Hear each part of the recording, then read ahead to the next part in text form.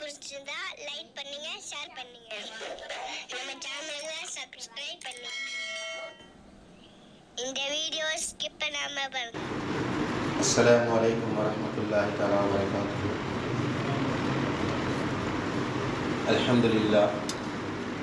அல்ஹம்துலில்லாஹி ரப்பில் ஆலமீன் வல் ஆகிபத்து லில் முத்தகீன். ஸலாத்து வஸ்ஸலாமு அலா நபிய்யில் முர்ஸலீன் வ ஆலிஹி வ அஸ்ஹாபிஹி அஜ்மஈன். அம்மா பஅத். فقد قال الله تعالى في القرآن الكريم والفرقان المجيد بعد أعوذ بالله من الشيطان الرجيم بسم الله الرحمن الرحيم. شهر رمضان الذي أنزل فيه القرآن هدى للناس وبينات من الهدى والفرقان. صدق الله العلي العظيم. وقال نبينا رسول الله صلى الله عليه وسلم إن هذا القرآن سبب ترفعه بيد الله ترفعه بأيديكم فتمسكوا به فإنكم لن تضلوا ولن تهلكوا بهذا أبدا. أو كما قال عليه الصلاة والسلام. அளவற்ற அருளாளனும் நிகரற்ற அன்புடையனுமாகிய ஏக இறைவன் அல்லாஹ்விற்கு எல்லா புகழும். நம் உயிரது மேலான நமது தலைவர் ஹதரத் ரசூலுல்லாஹி ஸல்லல்லாஹு அலைஹி வஸல்லம் அவர்கள் மீதும் அவர்களை பின்பற்றிய சத்திய சஹாபாக்கள், நாதாக்கள், ஷஹதாக்கள், முழு உலக முஸ்லிமான ஆண்கள் பெண் அனைவரின் மீதும் நம்மை படைத்து பரிபாலித்துக் கொண்டிருக்கின்ற ஏக இறைவன் அல்லாஹ் தஆலாவுடைய சாந்தியும் சமாதானமும் என்றும் என்றென்றும் என்று நிலவட்டுமாக. ஆமீன். கண்ணியமான சகோதர பெருமக்களே, அல்ஹம்துலில்லாஹ், ரமதான் மாதத்துடைய 25வது இரவிலே ஒன்று கூடியிருக்கிறோம். அல்லாஹ் தஆலா இந்த வருடத்துடைய ரமலான் மாதத்துடைய லைலத்துல் கத்ர் இரவின் பலனை அடைந்தவர்கள் கூட்டத்தில் நம் அனைவரையும் அல்லாஹ் தஆலா ஆக்கி அருள் புரிவானாக. கண்ணியமான சகோதர சகோதரிகளே, அல் குர்ஆன் வாழ்வியல் வழிகாட்டி. அல் குர்ஆன் என்றால் என்ன? ஒரு பேப்பர் கொடுத்து, பேனா கொடுத்து, குர்ஆன் சம்பந்தமாக குறிப்பு வரைக அப்படின்னு ஒரு 10 பாயிண்ட்ஸ் எழுத சொன்னான். அல் குர்ஆன் பற்றி குறிப்பு வரைக ஒரு 10 பாயிண்ட்ஸ் எழுத சொன்னால் நம்முடைய பாயிண்ட்ஸ் என்னென்னவாக இருக்கும்? பொதுவாக வெளியில் கேட்போமே, நம்மளை விட்டுருவோம். வெளியில் குர்ஆனை பற்றி உங்களுடைய பார்வை என்ன? ஒருத்தர் ஒன்று சொல்லுவாங்க, குர்ஆன் அல்லாஹ்வுடைய வேதம்னு சொல்லுவாங்க, புனித நூல் அப்படின்னு சொல்லுவாங்க. வேற தொழுகையில் ஓதப்படக்கூடிய ஒரு வேதம், அது இல்லாட்டி தொழுக கூடாது. அதை தாண்டி அருமையான சகோதர பெருமக்களே, குர்ஆன் ஓதுனா நன்மைகள் உண்டு. ஒவ்வொரு எழுத்திற்கும் 10 நன்மைகள் என்பதாக இப்படிலாம் குர்ஆனுக்கு பலவிதமான விளக்கங்கள் நம்ம சொல்லுவோம். பெரும்பாலானும் நம்மளுடைய விளக்கங்கள் இப்படித்தான் இருக்கும். குர்ஆன் ஒரு வணக்கம் சார்ந்த ஒரு நன்மையை பெற்று தரக்கூடிய ஒரு புத்தகமாகத்தான் இன்னைக்கு சமுதாயம் பார்த்து கொண்டிருக்கிறது.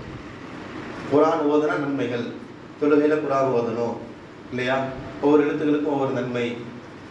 இது மாதிரி குர்ஆனை ஒரு வணக்கத்தோடு மட்டுமே இந்த சமுதாயம் முடித்திருக்கிறது. அல்லாஹ் பாதுகாக்க வேண்டும். ஆனால் அல்லாஹ் குர்ஆனை நம்ம இடத்துல வேற விஷயத்தில் எதிர்பார்க்கிறான். குர்ஆனை அல்லாஹ் தஆலா நமக்கு வழங்கியது நிறைய காரணங்கள் இருக்கிறது. அல்லாஹ் நம்ம இடத்துல பெரிய எதிர்பார்ப்பு அல்லாஹ்வுக்கு ஒரு சின்ன வட்டத்தோடு முடிச்சிடக்கூடாது. வணக்கத்தோடு மட்டும் குர்ஆனை நம்ம முடித்துக் கொள்ளக்கூடாது. நன்மை தான், அதில் மாற்றம் இல்லை. குர்ஆன் ஓதினா நன்மை தான். ஒவ்வொரு எழுத்துக்களுக்கும் பகரமாக நன்மைகள் இருக்கிறது. குர்ஆன் ஓதுறது பரக்கத்து. வீடுகளுக்கு போகும்போது முதல்ல குர்ஆனை கொண்டு போவோம், எல்லாம் சரிதான். ஆனால் அதற்காக மட்டும் குர்ஆன் நமக்கு வழங்கப்படவில்லை. அல்லாஹ் குர்ஆன் மூலமாக நம்ம இடத்துல நிறைய எதிர்பார்க்கிறான். கண்ணியமான சகோதர பெருமக்களே, அல்லாஹ் தஆலாவோட திருமறையில் சூரத்துல் ஃபாத்திஹாவில் ஒரு வசனம் சொல்லுவார், இஹ்தினஸ் ஸிராத்தல் முஸ்தகீம். யா அல்லாஹ், எங்களுக்கு நேரான பாதையை காட்டுவாயாக. இந்த துஆவை செய்யும்படி அல்லாஹ் சொல்கிறார். நம்மளும் செய்கிறோம், நம்ம துஆ செய்கிறோம். ஆனால் செய்ய சொல்வது ரப்புல் ஆலமீன். இஹ்தினஸ் ஸிராத்தல் முஸ்தகீம், யா அல்லாஹ் எனக்கு நேரான பாதையை காட்டு. அந்த வார்த்தைக்கு அல்லாஹ் தஆலா அந்த கேள்விக்கு பதிலாக அடுத்த பக்கத்தில் சொல்கிறார், அலிஃப் லாம் மீம் ஸாலிகல் கிதாப் லா ரைப ஃபீ ஹுதல் லில் முத்தகீன். இந்த வேதம், இதில் எந்த விதமான சந்தேகமும் கிடையாது, இதுதான் முத்தகீன்களுக்கு நேர் வழிகாட்டி. குர்ஆனை நம்ம நேர் வழிகாட்டி, அல்லாஹ் எனக்கு நேரான வழியை காட்டி இந்த துஆ செய்கிறோம். அடுத்த பக்கத்தில் அல்லாஹ் தஆலா முதல் வசனத்தில் சொல்கிறார், இதுதான்ப்பா உனக்கான நேர் வழிகாட்டி, இதை பற்றி விடுத்துக்கொள். கண்ணியமான சகோதர பெருமக்களே, குர்ஆன் நம்ம இடத்துல இதைத்தான் எதிர்பார்க்கிறது. இன்னொரு இடத்துல அல்லாஹ் தஆலா இன்னும் தெளிவாக பேசுவான், ஷஹ்ரு ரமதான் அல்லதி உன்ஸில ஃபீஹில் குர்ஆன். ரமதான் மாதம் இருக்கிறதே, அந்த மாதத்தில் தான் குர்ஆன் இறங்கியது. ஹுதல் லின்னாஸ், அந்த குர்ஆன் தான் மனித சமூகத்திற்கு நேர்வழி காட்டக்கூடியது என்பதாக அல்லாஹ் தஆலா சொல்லி காட்டுவான். கண்ணியமான சகோதரர்கள் மக்களே, இப்போ குர்ஆனை பற்றி அல்லாஹ் நமக்கு சொல்லுகின்ற செய்தி என்னவென்றால், என்னுடைய வாழ்க்கையின் ஒவ்வொரு அங்கத்தையும் வழிகாட்டுகின்ற இடத்துல குர்ஆன் இருக்கிறது. வெறுமனே என்னுடைய வணக்கத்தை மட்டும் செம்மைப்படுத்துவதற்காக அல்லாஹ் குர்ஆனை வழங்கல. இன்னைக்கு நம்முடைய மிகப்பெரிய பிரச்சனை என்னவென்றால், இஸ்லாம் என்றால் வணக்கம் என்ற ஒரு மனநிலையில் இருக்கிறோம். இஸ்லாம் என்றால் அது ஒரு வணக்கம் சம்பந்தப்பட்டது. ஒரு முஸ்லீம் யாரு, அவர் இஸ்லாமிய பெயர் வைத்திருப்பார், பள்ளிவாசலுக்கு செல்வார் இல்லையா? ஒரு இந்து சகோதரர் இந்து பெயரை வைத்திருப்பார், அவர் கோயிலுக்கு செல்வார். கிறிஸ்தவ சமுதாயத்தை பின்பற்றிக் கொண்டிருப்பார், அவர் தேவாலயத்துக்கு செல்வார் என்பதாக வணக்கத்தோடு இன்றைக்கு மதம் அளவிடப்படுகிறது. அருமையான சகோதர மக்களே, வணக்கம் இஸ்லாத்துடைய அடிப்படை இல்லை. நாம ரப்பை எப்படி வணங்கணும் என்பதற்காக வேண்டி குர்ஆன் நமக்கு அருளப்படல. ரசூலுல்லாஹி ஸல்லல்லாஹு அலைஹி வஸல்லம் அவர்களுக்கு நமக்கு கிட்டத்தட்ட ஒரு 23 ஆண்டு காலங்கள் உழைத்தார்களே, நம்ம எப்படி ரப்பை வணங்கணும் என்று கற்றுக் கொடுப்பதற்காக அல்ல. வணக்கம் இஸ்லாத்துடைய ஒரு பார்ட் தான். வணக்கம் என்பது இஸ்லாத்துடைய ஒரு பார்ட். குர்ஆன் என்பது நம்முடைய வணக்கங்களை செம்மைப்படுத்துவதற்காக அனுப்பப்பட்டது அல்ல. குர்ஆன் என்பது என்னுடைய வாழ்வியலை செம்மைப்படுத்துவதற்காக அனுப்பப்பட்டுள்ளது. வணக்கம் என்பது வேற, வாழ்வியல் என்பது வேற. இன்னும் சொல்ல போனால், வாழ்க்கையில ஒரு பகுதி தான் வணக்கம். வாழ்க்கை என்பது பிரம்மாண்டமானது, அதுல ஒரு பகுதி வணக்கம். வாழ்வியல் என்றால் அருமையான சகோதர மக்களே, இப்படி சொல்வது பொருத்தமாக இருக்கும். மினல் மஹதி இலல் லஹது, என்னுடைய தாயுடைய மடியில் ஆரம்பித்து என்னை கபரில் வைக்கின்ற அந்த லஹது கபருக்குறி வரைக்கும் உண்டான இடைப்பட்ட வாழ்க்கை தான் வாழ்வியல். புரியுதா? செய்தி புரிகிறதா? குர்ஆன் என்பது என்னுடைய தொழுகை எப்படி இருக்கணும் அதை சொல்றதுக்காக அனுப்பப்படல.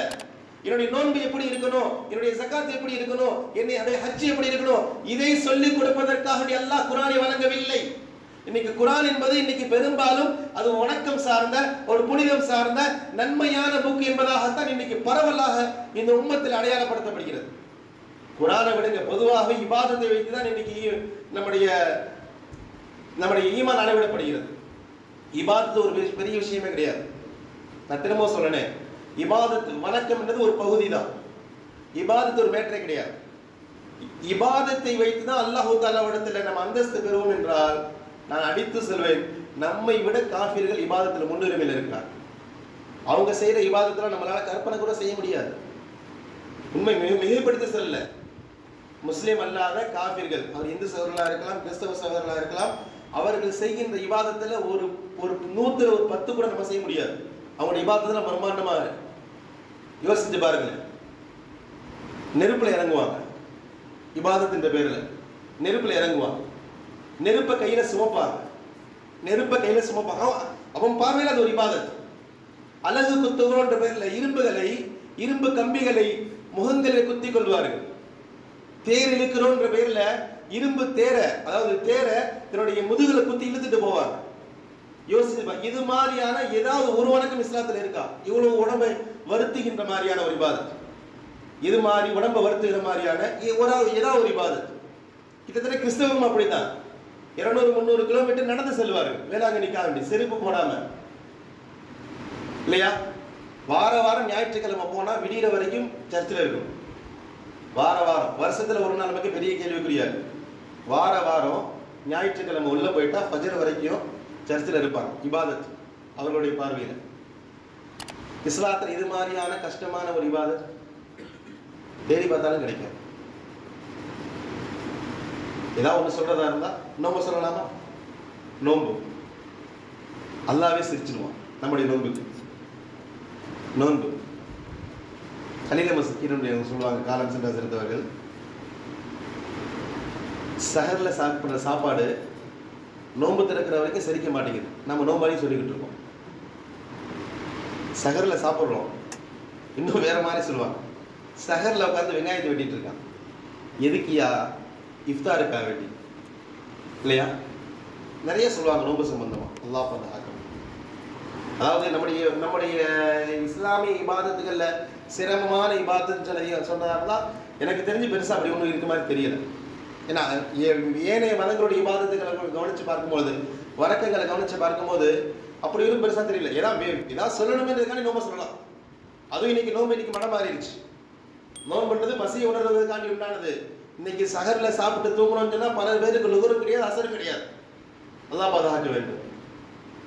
அதே ஹஜ்ரத் இன்னொன்று சொல்லுவாங்க, காலைல சஹர்ல ஃபுல்லா சாப்பிட்றாரு. ஏன் அப்படி சாப்பிட்றேன்னு சொன்னா, இல்ல பகல் பூரா பட்டினியா இருப்போம்ல அதனால சாப்பிட்றோம். சரி, நோன்பு திறக்கும் போது அதே மாதிரி தான், நப்சு விட மாட்டேங்குது, அடிச்சு ஃபுல்லா சாப்பிட்றாரு. ஏன் அப்படின்னா பகல் பூரா பசியா இருந்தோம்ல, பகல் பூரா பசியா இருப்போம்னு சொல்லி சஹரை நிரப்புறது, பகல் பூரா பட்டினியா இருந்தோம்னு சொல்லி இஃப்தார் நிரப்புறது. நாமளா சொல்லிக் கொள்ள வேண்டியதான் நம்மளா நோம்பாடிட்டு பேரிச்சம்பழங்களை சாப்பிட்டுக் கொண்டு பதில் யுத்தத்துக்கு சென்றார்கள். அவர்கள் நோன்பாளி என்றால் நம்மள யாரு? அவர்கள் வைத்தது நோன்பு என்றால் நம்மள யாரு? நம்முடைய இபாதத் இந்த அளவுல தான் இருக்கு. வேற ஒரு இபாதத் சொல்றதா இருந்தா கஷ்டமான உடலை வருத்துகின்ற தராவியை சொல்லலாமா? 50 நிமிஷத்துல முடிச்சாகும், 55 ஆயிடுச்சுன்னா அங்க பெரிய பிரச்சனை ஆயிடும். தக்பீர் கட்டும் போது 2ல இருக்கு முள்ளு, சலாம் கொடுக்கிறது 3ல வரும்போது சலாம் கொடுத்துடணும். 3 தாண்டிட்டா என்ன 5 நிமிஷம் தாண்டிடுச்சு. மிகைப்படுத்தி சொல்லல. அருமையான சகோதரர்கள் மக்கள், இன்னைக்கும் 1.5 மணி நேரம் ஒரு இடத்துல தராவி நடக்குதுன்னா ஈயாடிட்டு இருக்கு. 35 நிமிஷம் எங்கேயாவது முடியாதா? அதை நோக்கி ஓடிக்கொண்டு இருக்கிறோம். எல்லாமே ஒரு சடங்கு தான், எல்லாமே சடங்கு தான். அது அருமையான சகோதரர்கள் மக்களே, வேதனை இதெல்லாம். நான் எதற்காக இந்த செய்தியை சொல்கிறேன் என்றால், இபாதத்து நோக்கம் அல்ல. குர்ஆன் நமக்கு நம்முடைய இபாதத்தை செம்மைப்படுத்துவதற்காக அனுப்பப்படவில்லை. அப்படி ஒரு எண்ணம் இருந்திருந்தால் தயவு கூர்ந்து அழித்து விடுங்கள். என்னுடைய தொழுகையை, என்னுடைய நோன்பை, என்னுடைய ஜகாத்தை, என்னுடைய ஹஜ்ஜை செம்மைப்படுத்துவதற்காக அல்லாஹ் இபாதத்துல் குர்ஆனை வழங்கவே இல்லை. ரசூலுல்லாஹ் அந்த அடிப்படையில் அனுப்பல. ஃபுர்கான் என்ற வார்த்தை எல்லாம் சொல்லுவார். ஃபுர்கான் பிரித்தறிக்கக்கூடியது, பிரித்தறியக்கூடியது, பிரிக்கக்கூடியது, ஹலால் ஹராமை பிரிக்கக்கூடியது. அருமையான சகோதர பெருமக்களே, என்னுடைய வாழ்க்கையின் ஒவ்வொரு கட்டங்களையும் குர்ஆன் பிரிக்கும். தொழுகையில எது கூடும் எது கூடாது, நோன்புல எது கூடும் எது கூடாது, ஜகாத்துல எது கூடும், யாருக்கு ஜகாத் கொடுக்கணும் யாருக்கு ஜகாத் கூடாது கொடுக்க கூடாது என்றெல்லாம் பிரிக்கிற மாதிரி என்னுடைய வாழ்க்கையின் ஒவ்வொரு அங்கத்தையும் குர்ஆன் பிரிக்கும். நான் யாரை திருமணம் முடிக்கணும், யாரை திருமணம் முடிக்க கூடாது இல்லையா? நான் என்னுடைய பிள்ளைகளை எப்படி வளர்க்கணும், எப்படி வளர்க்க கூடாது, என்னுடைய பேச்சு எப்படி இருக்கணும், எப்படி இருக்கக்கூடாது, குர்ஆன் பிரிக்கும் இல்லையா? அண்டை வீட்டாருடன் நான் எப்படி நடந்து கொள்ளணும், எப்படி நடந்து கொள்ளக்கூடாது, குர்ஆன் பிரிக்கும். என்னுடைய வியாபாரம் எப்படி இருக்கணும், எப்படி வியாபாரம் செய்யக்கூடாது, குர்ஆன் பிரிக்கும் இல்லையா? என்னுடைய அரசியல் எப்படி இருக்கணும், எப்படி இருக்கக்கூடாது, குர்ஆன் பிரிக்கும்.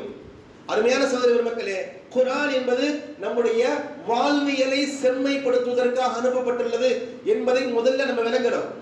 குர்ஆன் என்பது நம்முடைய வணக்கத்தை செம்மைப்படுத்துவதற்காக அனுப்பப்படல.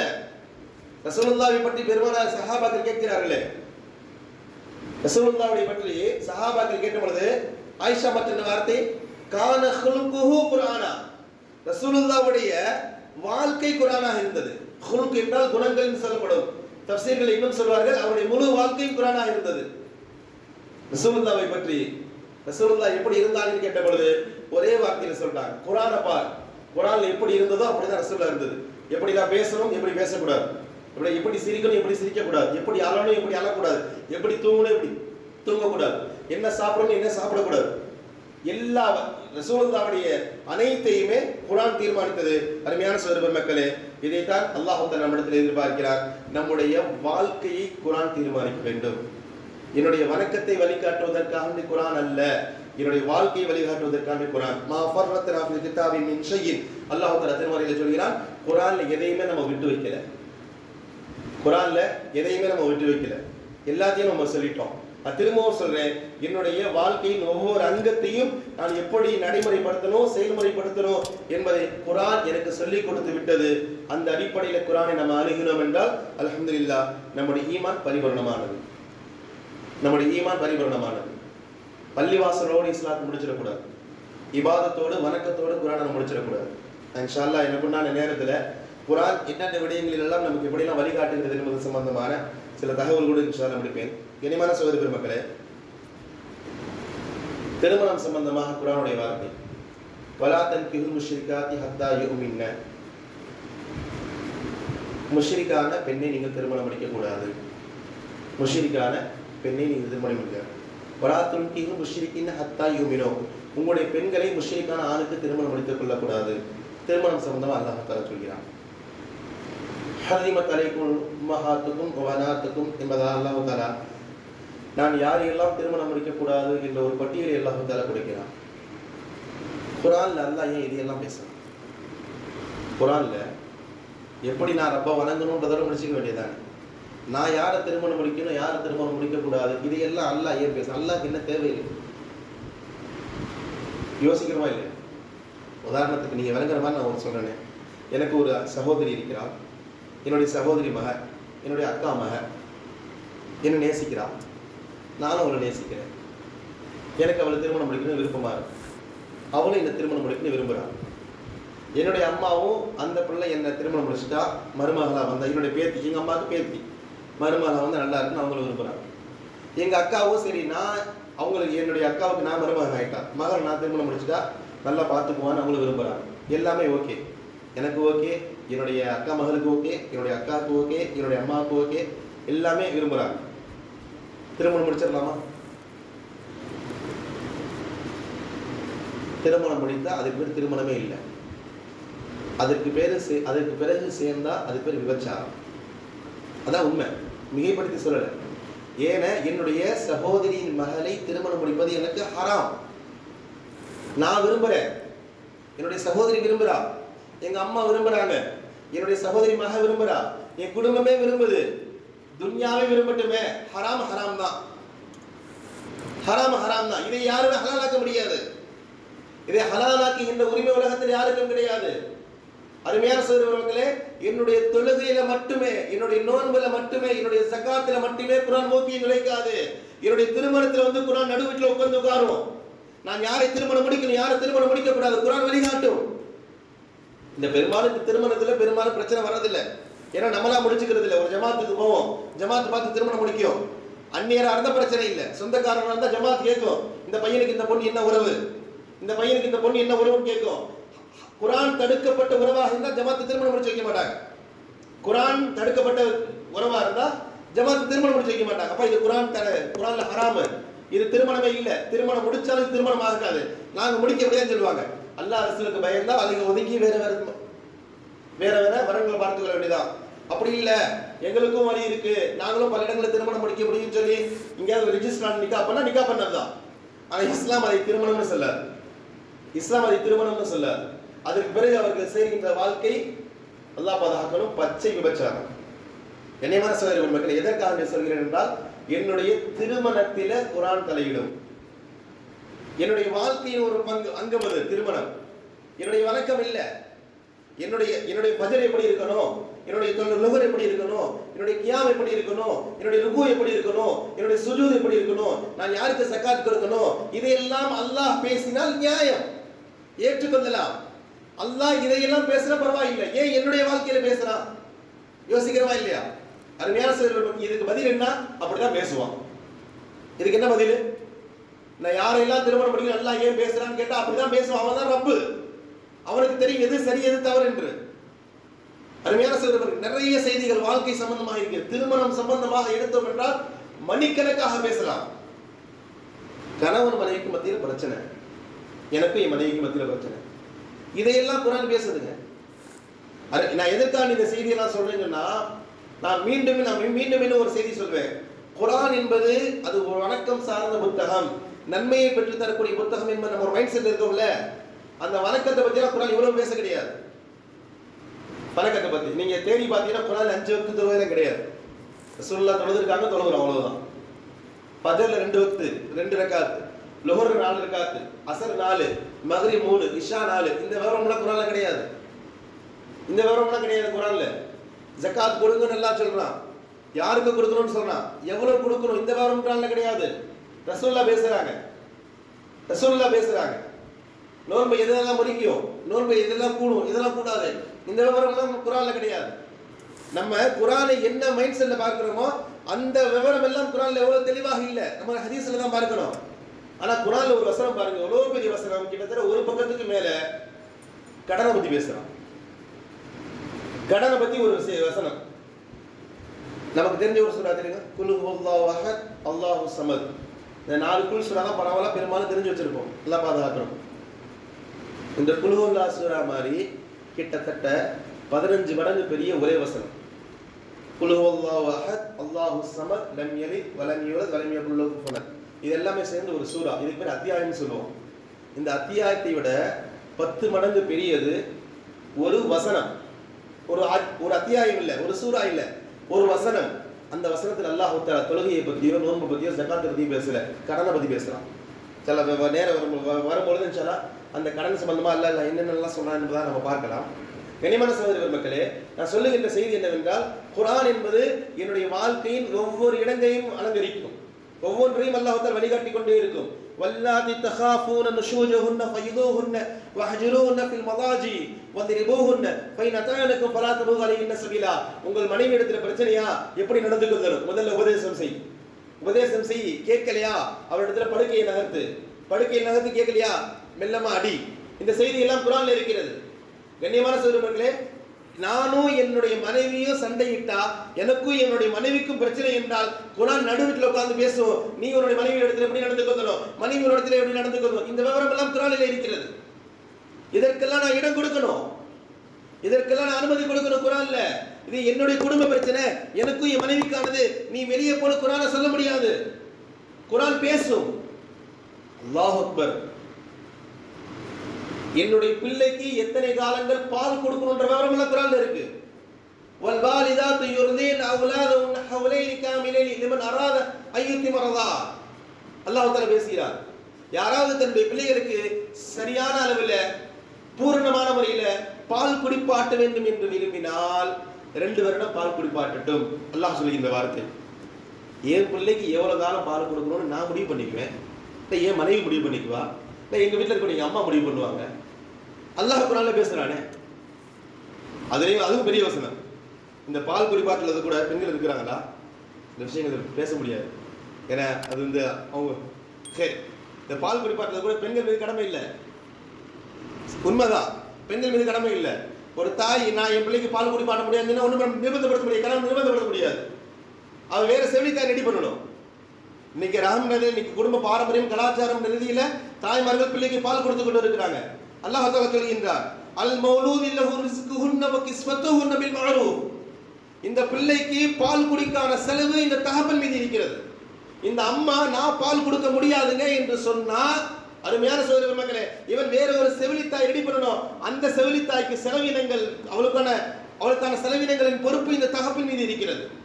இவ்வளவு விவரங்கள் அல்லாஹ் தஆலா சொல்கின்றார். நீங்க 2 பேரும் மஷூரா பண்ணுங்க.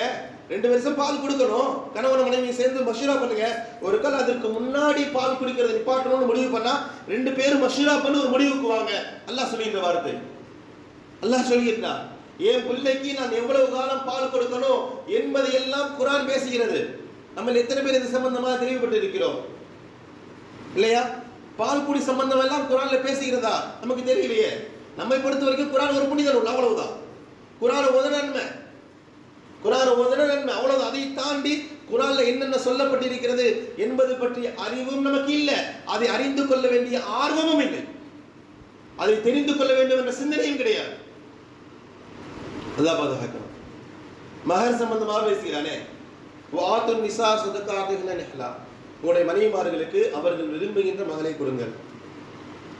மஹரை பொறுத்த வரைக்கும் இன்னைக்கு பையனோட அம்மா போய் கேட்குறாங்கல்ல, என் பையன் அவ்வளோ படிச்சிருக்கிறான், அவ்வளோ வருமானம், சொந்த வீடு இருக்குது, இத்தனை பவுன் போடுங்க, இவ்வளவு பணம் கொடுங்கன்ட்டு. இது மாதிரி பெண்ணு கேட்கணும், என் மகனுக்கு இவ்வளவு மகர் கொடுங்கன்ட்டு. பொண்ணே கேட்கணும், எனக்கு இவ்வளவு மகர் கொடுத்தா நான் திருமணம் முடிக்கிறேன். ஆனால் இன்னைக்கு மாறி அப்படியே இருக்கு. பையன் பொண்ணு வீட்டில் டிமாண்ட் வைக்கிறான், இது கொடுக்குறீங்களான்ட்டு, இது எதாவது கொடுக்குறீங்களான்னு டிமாண்ட் வைக்கிறான். எந்த விதமான ஆதாரங்களும் கிடையாது. மேற்படி அவங்க கொடுத்து அது வேற கணக்கு. என்னுடைய மகளுக்கு நான் செய்கிறேன் அப்படின்னு சொல்லி நகையோ நட்டோ போடுறான்னு அது அவங்களோட சம்மந்தப்பட்டது. ஆனால் கேட்கறதுக்கு உரிமை இல்லை. ஆனால் பெண் கேட்பதற்கு உரிமை இருக்கிறது.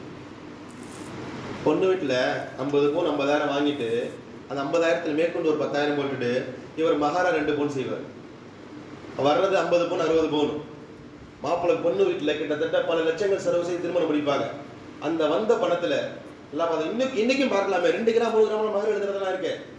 2 கிராம் 3 கிராம் 1500 இருந்தது. அல்லாஹ் ஒரு பரவாயில்லாம மாற்றி இன்னைக்கு சில 1 பவுன் 2 பவுன் 8 கிராம் 16 கிராம்லாம் மகர் எழுதி கொண்டு இருக்கிறாங்க.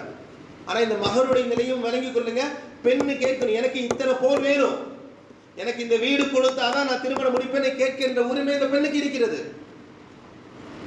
இதையெல்லாம் குர்ஆன் பேசுகிறது, வேற எந்தோ இல்லை.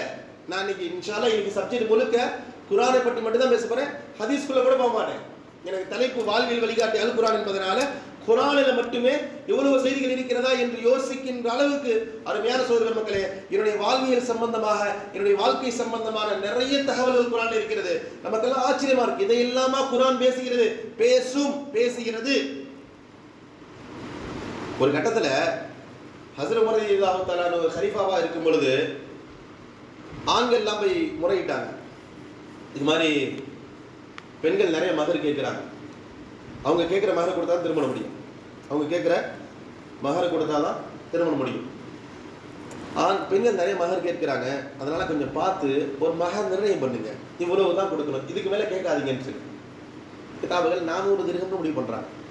ஒரு அதிகபட்சம் 400 திர்ஹம், 400 வெள்ளி காசு, 400 திர்ஹம் வேணா அதிகபட்சம் முயற்சி பண்ணலாம், அதுக்கு மேலே முடியலை. இவங்க பாட்டு கேட்டுக்கிட்டே இருக்காங்க. ஆனால் நிபர் ஷரத்து என்னன்னா அவங்க கேட்குறத கொடுக்கணும், இல்லாட்டி வேற பெண்ணு பார்த்துக்கலாம். ஒரு பெண்ணு எனக்கு பிடிச்சிருக்கு, ஒரு பெண்ணு நம்ம விரும்புகிறோம், அல்லது நம்ம அந்த வீட்டில் பொண்ணு எடுக்கணும், நாமளோ நம்மளுடைய அம்மாவை விரும்புகிறோம், அந்த பொண்ணு இவ்வளோ டிமாண்ட் இருக்குது, இவ்வளோ கொடுத்தாதான் 200 பவுன் போட்டால் தான் நான் கல்யாணம் பண்ணுவேன் மகர், இன்ஷா அல்லாஹ் ஒரு காலம் வரும் அப்படிலாம், இன்ஷா அல்லாஹ் வரமாட்டேன். அந்த பெண்ணு டிமாண்ட் வைக்குது, நமக்கு அந்த வீட்டில் அந்த பொண்ணுடைய டிமாண்டை ஏற்றுக்கிட்டு ஓகே சொன்னால் அந்த பெண்ணை திருமணம் முடிக்கலாம். அப்படி இல்லாட்டி நமக்கு ஏற்ற மாதிரி நம்முடைய வசதிக்கு ஏற்ற மாதிரி ஒரு 10 பவுனு 20 பவுனு வாங்குறது இல்லை. நான் வாங்குறத பற்றி பேசவே இல்லை, மகரை பற்றி மட்டும் தான் பேசிகிட்டு இருக்கேன். இது நம்மளால முடிஞ்ச ஒரு 10 பவுன் 20 பவுன் கொடுக்குற மாதிரி எந்த பொண்ணு 10 பவுன் மகர் ஓகேன்னு ஏற்றுக்குதோ அந்த மாதிரி திருமணம் முடிக்கலாம். இப்போ உமர் ரலியல்லாஹு தஆலா ஒரு இடத்துல வராங்க, வந்து கேட்குறாங்க, பெண்கள் நிறைய மகர் கேட்குறாங்க, எங்களால் முடியலை, கூப்பிட்டு பேசுங்க. ஹஸ்ரத் உமர் ரலியல்லாஹு தஆலா பெண்களை கூப்பிட்டு அழைச்சி பேசுகிறாங்க மஸ்ஜித் நபவியில், நீ வாங்க, இது மாதிரி நிறைய கோரிக்கை வருது, நீ நிறைய மகர் கேட்குறீங்களா, அதனால தயவு செஞ்சு மகரை கொஞ்சம் குறைச்சிக்கலாமே, மகரை நிர்ணயம் பண்ணலாமா என்று கேட்ட பொழுது ஒரு பெண்மணி இருந்தார். குர்ஆனுடைய ஒரு வசனம்,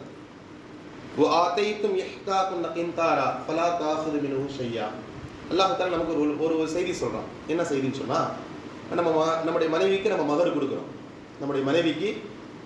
கொடுக்குறோம், அவளா பார்த்து இந்தாங்க இதில் கொஞ்சம் எடுத்துக்கோங்க அப்படின்னு கொடுத்தா ஓகே, அவருடைய அனுமதி இல்லாமல் நம்ம எடுக்க முடியாது. செய்தி புரியுதா? பல பேருக்கு மகரே கொடுக்கறது இல்லை. இன்னைக்கு பரவாயில்ல, ஒரு காலம் இருந்துச்சு, அவர் மகர் எழுதுறதோட சரி, தஃப்தரில் மகர் எழுதுறதோட சரி, மகரே கொடுக்க மாட்டாங்க. எனக்கு என்னோட உஸ்தாது சொன்ன ஞாபகம், மௌத்து நேரத்தில் அந்த கணவரா அந்த வீட்டுக்காரு கடைசி நேரத்தில் சக்கராத்தில் படுத்து கிடப்பாரு, இந்த அம்மா வந்து சொல்லுவாங்க மகரை மன்னிச்சுட்டேன்னு சொல்லிட்டு, இவர் மகரை மன்னிச்சுட்டேன்னு சொல்லணுமா? செய்தி புரியுதா? கிட்டத்தட்ட 60-70 ஆண்டு காலங்கள் வாழ்ந்திருப்பாரு, அந்த அம்மாவோட 7-8 பிள்ளைகளை பெற்றிருப்பாரு, ஆனா இன்னும் மகர் கொடுக்காம இருந்திருப்பாரு. இந்த அம்மா மகரை மன்னிக்கலாட்டி அவருக்கு நஷ்டமா போயின்னு சொல்லி அந்த நேரத்துல மகர மன்னின்னு சொல்லி அந்த அம்மா நிர்பந்தத்தில் வேற வழி இல்லாம மகர மன்னிக்கும். இப்படி எல்லாம் மகர் இருந்துச்சு ஒரு காலத்துல. எழுதுவாங்க சில இடங்கள்ல தஃப்தர்ல நிறைய உங்களுக்கு விரும்புறது எழுதிக்கோங்க, நாங்கள் கொடுக்குறது 1000 தான், சில 1000 தான் கொடுப்போம், மகர் இவ்வளவு எழுதிக்கோங்க. அருமையான சகோதர மக்களே, எதற்காக சொல்கிறேன் என்றால், ஹஸ்ரத் உமர் ரலியல்லாஹு தஆலா அவர்களுடைய காலத்துல பெண்கள் வராங்க, வந்து பெண்களிடத்துல உமர் ரலியல்லாஹு தஆலா சொல்றாங்க, மகர ஒரு நிர்ணயம் பண்ணலாம், குறைச்சிக்கலாம் என்பதா. உமர் ரலியல்லாஹு, நான் இதுக்கு இந்த செய்தியை சொல்லுங்கன்னா, நம்ம மகர் நம்முடைய மனைவிக்கு எவ்வளவு கொடுத்தாலும் அவங்க விருப்பப்பட்டு கொடுத்தா எடுத்துக்கலாம். ஃபைன்துகுனலக்கும், அவங்களா கொடுத்தா நீங்க சாப்பிடுங்க, அவங்களோட விருப்பம் இல்லாமல் நீங்க எடுக்காது, அது அவங்களுடைய பொருள். எப்போ கொடுத்துட்டோமோ அது எவ்வளவு கிலோ தங்கமாக இருந்தாலும் சரி, கிராமலாம் இல்லை, 2 கிலோ தங்கத்தை உங்க மனைவிக்கு மகராக கொடுத்தாலும் நான் தானே கொடுத்து 2 கிலோலாம் பேசக்கூடாது, கொடுத்துட்டா முடிஞ்சு போச்சு, அது அவளுடைய சொத்து. அவளா கொடுத்து 2 கிராம் 3 கிராம் கொடுத்தா எடுத்துக்கலாமே தவிர நம்ம எடுக்க முடியாது. அல்லாஹ் தஆலா சொல்கிறார், வாதைத்தும் இஹ்தாஹுன்ன கின்தாரா ஃபலா தாஹுது மின்ஹு ஷையா, நீங்கள் உங்களுடைய மனைவிமார்களுக்கு மகரை கொடுத்து விட்டால் அந்த மகரிலிருந்து நீங்களாக எடுக்கக்கூடாது. நீங்கள் கொடுத்தது ஒரு பொறுக்குவியலே இருந்தாலும் சரி, சில கிராம் இல்லை, நீங்க கொடுத்தது 15 கிராம் 16 கிராம் 24 கிராம் கிராம பத்தி பேசல, நீங்கள் உங்களுடைய மனைவிமார்களுக்கு ஒரு பொறுக்குவியலே கொடுத்தாலும், பொறுக்குவியல் சொன்னா பல கிலோ தங்கம் கூட இருக்கலாம், புரியுதா? ஒரு குவியல்ல பல கிலோ தங்கம் கூட இருக்கலாம். உங்களுடைய மனைவிமார்களுக்கு நீங்கள் ஒரு பொறுக்குவியலே கொடுத்தாலும் அவங்களுடைய விருப்பம் இல்லாமல் நீங்கள் எடுக்கக்கூடாது. இந்த வசனத்தை அந்த அம்மா சொல்லி காட்டி அந்த அம்மா கேட்கிறாங்க உமர் ரலியல்லாஹு தஆலா அன்ஹு, அல்லாஹ் சொல்றான் உங்களுடைய மனைவிமார்களுக்கு பொறுக்குவியலே கொடுத்தாலும் பரவாயில்லை என்று அல்லாஹ் சொல்றான். அல்லாவே மகர தீர்மானிக்கல, நிர்ணயம் பண்ணல. அல்லாஹ் இந்த இடத்துல என்ன சொல்றது தெரியுமா? உங்களுடைய மனைவிமார்களுக்கு நீங்கள் பொறுக்குவியலே கொடுத்தாலும் நான் என்ன அர்த்தம், பொறுக்குவியல் கூட கொடுக்க முடியும் இல்லையா? மகருக்கு தீர்மானம் இல்லை. நான் என்னுடைய மனைவிக்கு 200 கோடி மகர் கொடுக்கிறேன், கொடுக்கலாம். 400 கிராம் 400 கிலோ தங்கம் கொடுக்கிறேன், கொடுக்கலாம். மகருக்கு தீர்மானம், ஒரு முடிவு இல்லை, அளவுகள் கொடுக்கல. அல்லாஹ் அந்த பெண்மணி கேட்கிறாங்க, உங்களுடைய மனைவிமார்களுக்கு ஒரு பொறுக்குவியலே கொடுத்தாலும் நல்லா சொன்னானே கொடுக்க அனுமதி இருக்கு, பெண் கேட்க அனுமதி இருக்கு என்று இருக்கும் பொழுது எதை அடிப்படையாக வைத்து மகரை நீங்க தீர்மானம் ஒரு முடிவு கொண்டு வரீங்க? மகருக்கு ஒரு அளவுகோல் சொன்னீங்களே, மகருக்கு ஒரு முடிவு வச்சுக்கலாம், இதுக்கு மேல வேண்டான்ட்டு ஒரு அளவு கொண்டு வரீங்களே, இந்த அளவு கொடுக்க 400 கிராம் முடிவு பண்றதுக்கு உரிமை உங்களுக்கு யார் கொடுத்தார்? உமர் ரலியல்லாஹு தஆலா இடத்துல அந்த பெண்மணி கேட்ட பொழுது ஹஸரத் உமர் ரலியல்லாஹு தஆலா அந்த இடத்துல பின்வாங்கி கொண்டாங்க, சொல்லிட்டாங்க மகர்ன்றது அந்த பெண்மணியுடைய உரிமை, கேட்கிறது கேட்கலாம், அதில் நாங்கள் இருப்போம். விரும்புனா அந்த பெண்ணை திருமணம் முடி, விரும்புனா உன்னால அந்த பெண்ணு கேட்கிற மகரை கொடுத்து திருமணம் முடிக்க முடிந்தா அல்ல திருமணம் முடி, அப்படி இல்லாட்டி நீ வேலையை பார்த்துட்டு போயிருப்பா என்பதா உனக்கு விரும்பின மாதிரி உன் வசதிக்கு ஏற்ற மாதிரி பெண்ணை திருமணம் முடித்துக் கொள் என்பதாக ஹஸரத் உமர் ரலியல்லாஹு தஆலா முடிவெடுத்தார்கள் என்பதாக நம்ம பார்க்கலாம். அருமையான சகோதர மக்கள், இதெல்லாம் குர்ஆன்ல பேசப்படுது, இதெல்லாம் குர்ஆன்ல உண்டான செய்திகள். கணவன் மனைவியை தலாக் விட்டுட்டா அந்த மனைவி எவ்வளவு காலம் இதா இருக்கணும், எங்க இருக்கணும், இந்த விவரம்லாம் குர்ஆன்ல இருக்கு. தலாக்குடைய வகைகள் என்ன, தலாக் எத்தனை வகைகள் இருக்கிறது, ஒவ்வொரு தலாக்கிற்குமான கால அவகாசம் என்ன, ஒரு தலாக் நிகழ்ந்துட்டா, 2 தலாக் நிகழ்ந்துட்டா, 3 தலாக் நிகழ்ந்துட்டா அவங்களுக்கு மத்தியில் உண்டான உறவு முறைகள் என்ன, இந்த விவரம் எல்லாம் குர்ஆன்ல இருக்கு. இன்னும் ஒரு படி மேலே போனா குர்ஆன்ல அல்லாஹ் தஆலா சொல்கிறார், நீங்கள் உங்களுடைய மனைவிமார்களை தலாக் விட்டுட்டா அந்த மனைவி எங்க தங்கணுன்ற விவரம்லாம் இங்க இருக்கு. இன்னைக்கு தலாக் விட்டுட்டா பெரும்பாலும் மனைவி அம்மா வீட்டுக்கு போயிடுறாங்க, அது கூட அது அனுமதியே இல்லை. தலாக் விட்டுட்டா, கணவன் மனைவியை தலாக் விட்டுட்டா இத்தாவுடைய காலம் முழுக்க கணவனுடைய வீட்டில் இருக்கணும். அவளுக்கான உணவு, அவளுக்கான இருப்பிடம், அவளுக்கான உடை அந்த கணவன் மீது பொறுப்பு. இத்தாவுடைய காலம் முடிஞ்ச பிறகுதான் இவங்க 2 பேரும் அந்நிய ஆண்களாக ஆனாங்க, அம்மா வீட்டுக்கு போக முடியுமே தவிர இத்தாவுடைய காலத்துல அந்த பெண்மணி அம்மா வீட்டில் இருக்கக்கூடாது. கிஸ்வத்துஹுன்ன அல்லாஹ் தஆலா சொல்கின்றார், அவளுக்கான உணவும் அவளுக்கான இருப்பிடமும் கொடுக்க வேண்டிய பொறுப்பு கணவன் மீது இருக்கிறது என்பதாக அல்லாஹ் தஆலா தலாக் சம்பந்தமாக சொல்கிறார். கணவன் இறந்துட்டா இத்தா, அதுவும் குர்ஆன்ல இருக்கு. இன்னைக்கு பரவாயில்ல, இது யார் கண்டுபிடிச்சான்னு தெரியல, 40 நாள்ல முடிஞ்சு நமக்கு ஃபத்வா சொல்றாங்க. 40 நாள்ல முடிஞ்சுட்டு ஒரு ஏதோ ஒரு தரகாக்கு போறாங்க, முடிஞ்சு போச்சு, இதான் முடிஞ்சிருச்சுன்றாங்க. தெளிவா இருக்கு. வல்லதீன யதவஃபௌன மின்ஹும் யதுருன அஸ்வாஜி யதரப்பஸ்ன பிஅர்பஅத்தி அஷ்ஹுரி வஅஷ்ரா. உங்களுடைய கணவன்மார்கள் இறந்து விட்டால் நீங்கள் 4 மாசம் 10 நாள் தெளிவா இருக்கு. அர்பஅத்தி 4 அஷ்ஹுரின் மாதம் வஅஷ்ரா 10 நாள், 4 மாசம் 10 நாள் கணவன் இறந்துட்டா மனைவி இத்தா இருக்கும் என்பது குர்ஆன்ல தெளிவா இருக்கு. யார் கண்டுபிடிச்சான்னு தெரியல, 40 நாள்ல முடிக்கிறது. இன்னைக்கு சமுதாயம் ஒரு பெரிய வழிகாட்டி மக்கள் சென்று கொண்டிருக்கிறது.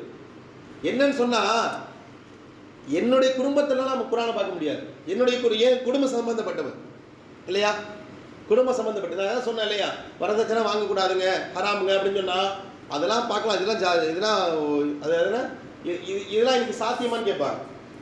என்னன்னா, என்னுடைய இபாதத்துகளுக்கு மட்டும்தான் நான் குர்ஆனை பார்ப்பேன், என்னுடைய இபாதத்துக்கு மட்டும்தான் நான் குர்ஆனை பார்ப்பேன். என்னுடைய குடும்பம் சார்ந்த என்னுடைய வியாபார விஷயங்களுக்குலாம் நான் குர்ஆனை பார்க்க மாட்டேன் என்ற விஷயத்துக்கு தீவிரமா இருக்கிறார். நிறைய செய்திகள் இருக்குது. மகர்ல ஒரு செய்தி பாருங்க, எவ்வளவு ஆழமா அல்லாஹ் பேசுறான் பாருங்க.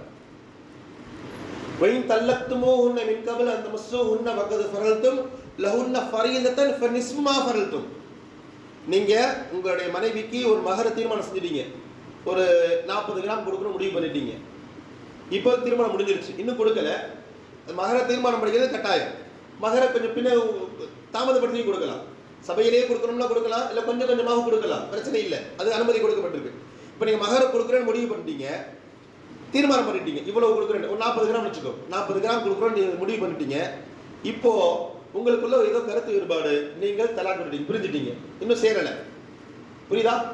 திருமணம் முடிஞ்சிருச்சு, தாம்பத்தியம் வரல, அதுக்கு முன்னாடி தலாக் ஆயிடுச்சு. அவளும் வேணாம் என்னை விட்டுடுங்கிறா, இவனும் சரி வேணான்னு விட்டுறான்.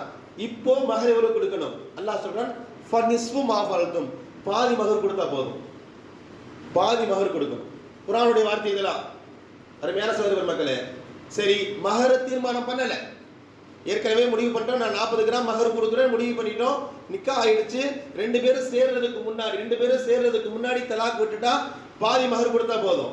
சரி மகர இன்னும் தீர்மானம் பண்ணல, இப்போ தலாக் ஆயிடுச்சு, சேரல, சேர்ந்துட்டா முழுசா கொடுத்துடணும். செய்தி கொஞ்சம் சேர்ந்துட்டா முழுசா கொடுத்துடணும். சேர்றதுக்கு முன்னாடி தலாக் விட்டுட்டா அல்லாஹ் தஆலா சொல்கிறான், வசதியானவர்கள் எவ்வளவு முடியுமோ அவர்களுடைய வசதிக்கு ஏற்ப நீங்கள் உங்களுடைய மகர்களை கொடுங்க என்பதாக அல்லாஹ் தஆலா திருமறையில் சொல்கிறார். மகர் சம்பந்தமான விவரங்கள் மட்டும் குர்ஆன்ல நிறைய இருக்கு. இதுவெல்லாம் வணக்கம் கிடையாது, இதுவெல்லாம் வணக்கம் சார்ந்த விஷயம் இல்லை, என்னுடைய குடும்பவியல், இதுவெல்லாம் குர்ஆன் பேசுகிறது இல்லையா?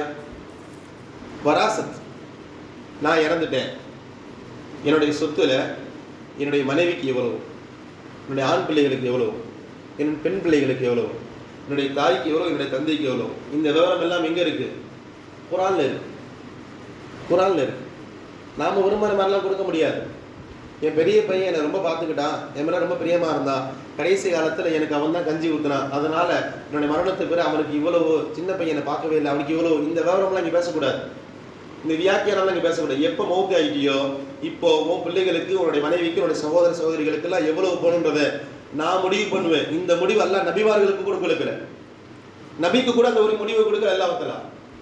இந்த முடிவை ஜகாத் அப்படிதான் ரசூலுல்லாஹ் சொன்னாங்க என்று இருந்தாலும் 3 விஷயங்களை அல்லாஹ் தஆலா நேரடியாக முடிவு பண்ணான்னு என்பதை ரசூலுல்லாஹ் சொல்றாங்க. ஒன்று வராசத், இறந்த பிறகு ஒரு மையத் ஆகிட்டாருன்னா இவருடைய பிள்ளைகளுக்கு, இவருடைய மனைவிமார்களுக்கு, இவருடைய சகோதர சகோதரிகளுக்கு, இவருடைய தாய் தந்தைகளுக்கு எவ்வளவு போகணுன்ற முடிவை அல்லாஹ் தஆலா அவனே கணக்கு போட்டு குர்ஆன்ல இறக்கிட்டான். 2 மிகப்பெரிய வசனங்கள், 2 மிகப்பெரிய வசனங்கள் அல்லாஹ் தஆலா குர்ஆன்ல இருக்கிறது. குர்ஆன் சொல்லி காட்டுகிறார், ல யூசிகுமுல்லாஹு ஃபி அவுலாதிக்கும், அல்லாஹ் தஆலா உங்களுக்கு வசியத்து செய்கிறான், நீங்கள் இறந்து விட்டால் உங்களுடைய பிள்ளைகளுக்கு எவ்வளவு போகணும், உங்களுடைய சகோதரர்களுக்கு எவ்வளவு போகணும், உங்களுடைய தாய்க்கு எவ்வளவு போகணும், பிள்ளைகள் இருக்கும் போது தாய்க்கு எவ்வளவு சொத்து, பிள்ளைகள் இல்லாத போது தாய்க்கு எவ்வளவு சொத்து, பிள்ளைகள் இருக்கும் பொழுது மனைவிக்கு எவ்வளவு சொத்து, பிள்ளைகளுக்கு இல்லாத போது மனைவிக்கு எவ்வளவு சொத்து, இவ்வளவு விவரங்கள் எல்லாம் அல்லாஹ் தஆலா குர்ஆன்ல வராசத் சம்பந்தமா சொல்கிறார். ரசூலுல்லாஹ் சொல்லல. அதே மாதிரி தான் ஜகாத் அப்படிதான், எவ்வளவு ஜகாத் கொடுக்கணும் என்பதா ரசூலுல்லாஹ் அல்லாஹ்வுடைய கட்டளையின் அடிப்படையில் சொல்கிறார்கள். 3வது கனிமத்தும் அப்படிதான், யார் யாருக்கு எவ்வளவு கனிமத்து பொருள் என்பது பொருளாதாரம் சம்பந்தமாக 3ஐ அல்லாஹ் தஆலா தன்னகத்தில் வைத்திருக்கிறார். அருமையான சகோதர மக்களே, வராசத் சம்பந்தமாக குர்ஆன்ல சொல்லப்பட்டிருக்கிறது.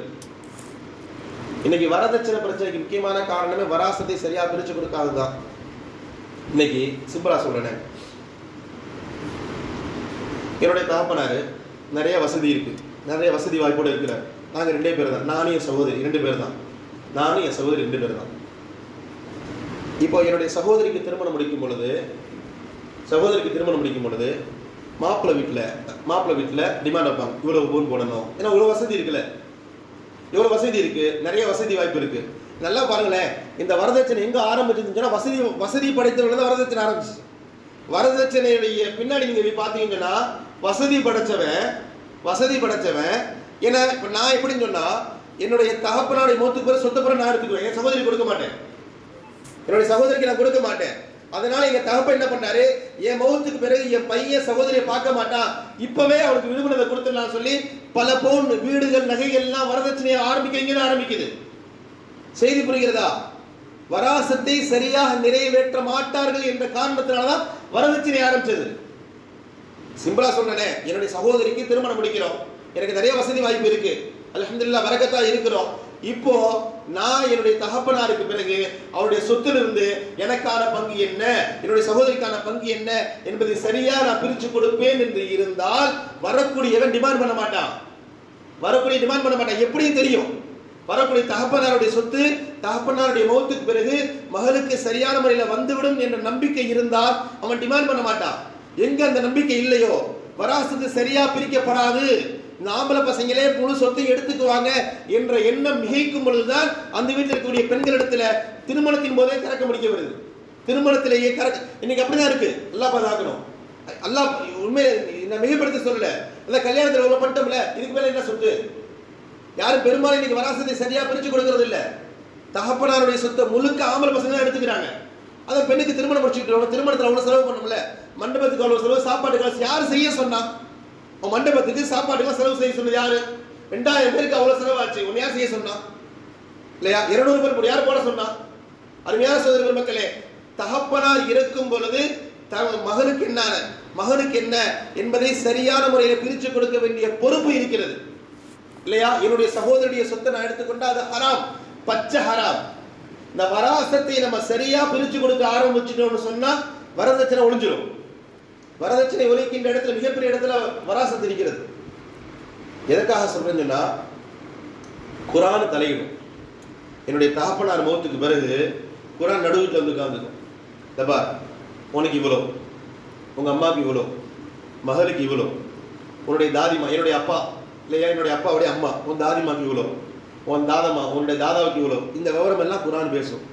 நான் வாயை மூடிட்டு அப்படியா சரி கேட்டுக்கணும். நான் என்ன பண்ணணும்?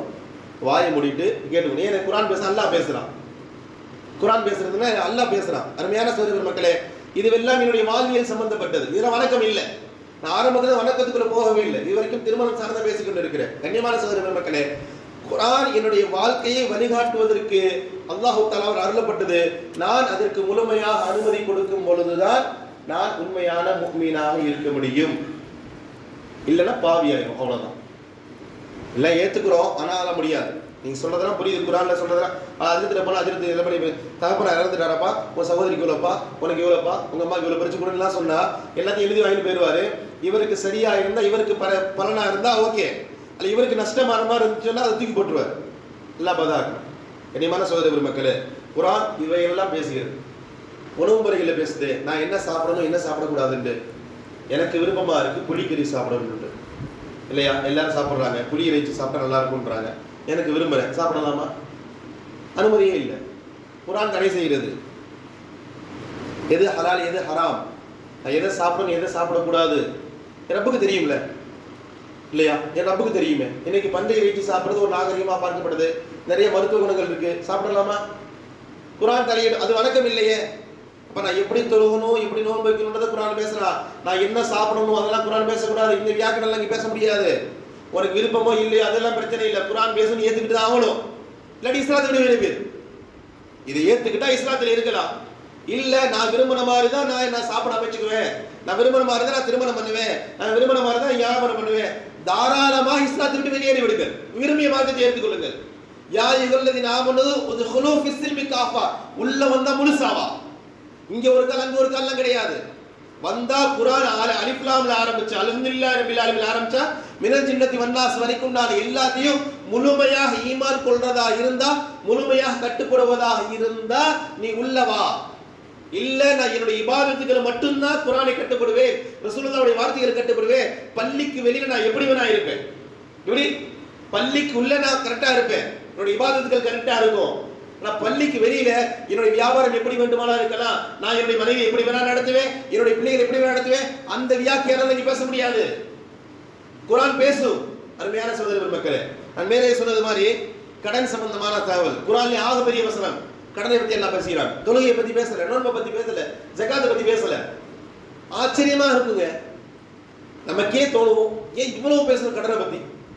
கடன் ஒரு சாதாரணமான விஷயம். கடனுக்கா ஒன்றரை பக்கமா? நீங்க 15 வரை குர்ஆன்ல பாத்தீங்கன்னா ஒரு பக்கம் இருக்கும், 13 வரை குர்ஆன்ல பாத்தீங்கன்னா ஒன்றரை பக்கம் இருக்கும் கடனை பத்தி. கடன் ஒருத்தர் கடன் கொடுக்கிறாரு, இன்னொருத்தர் கடன் வாங்குறான்னு சொன்னா இவங்களுக்கு மத்தியில ஒரு ஒப்பந்தம் எழுதுங்க, குர்ஆன் பேசுகிறது. அதான் பாதுகாக்கணும். இன்னைக்கு நம்முடைய மனநிலை பாருங்க.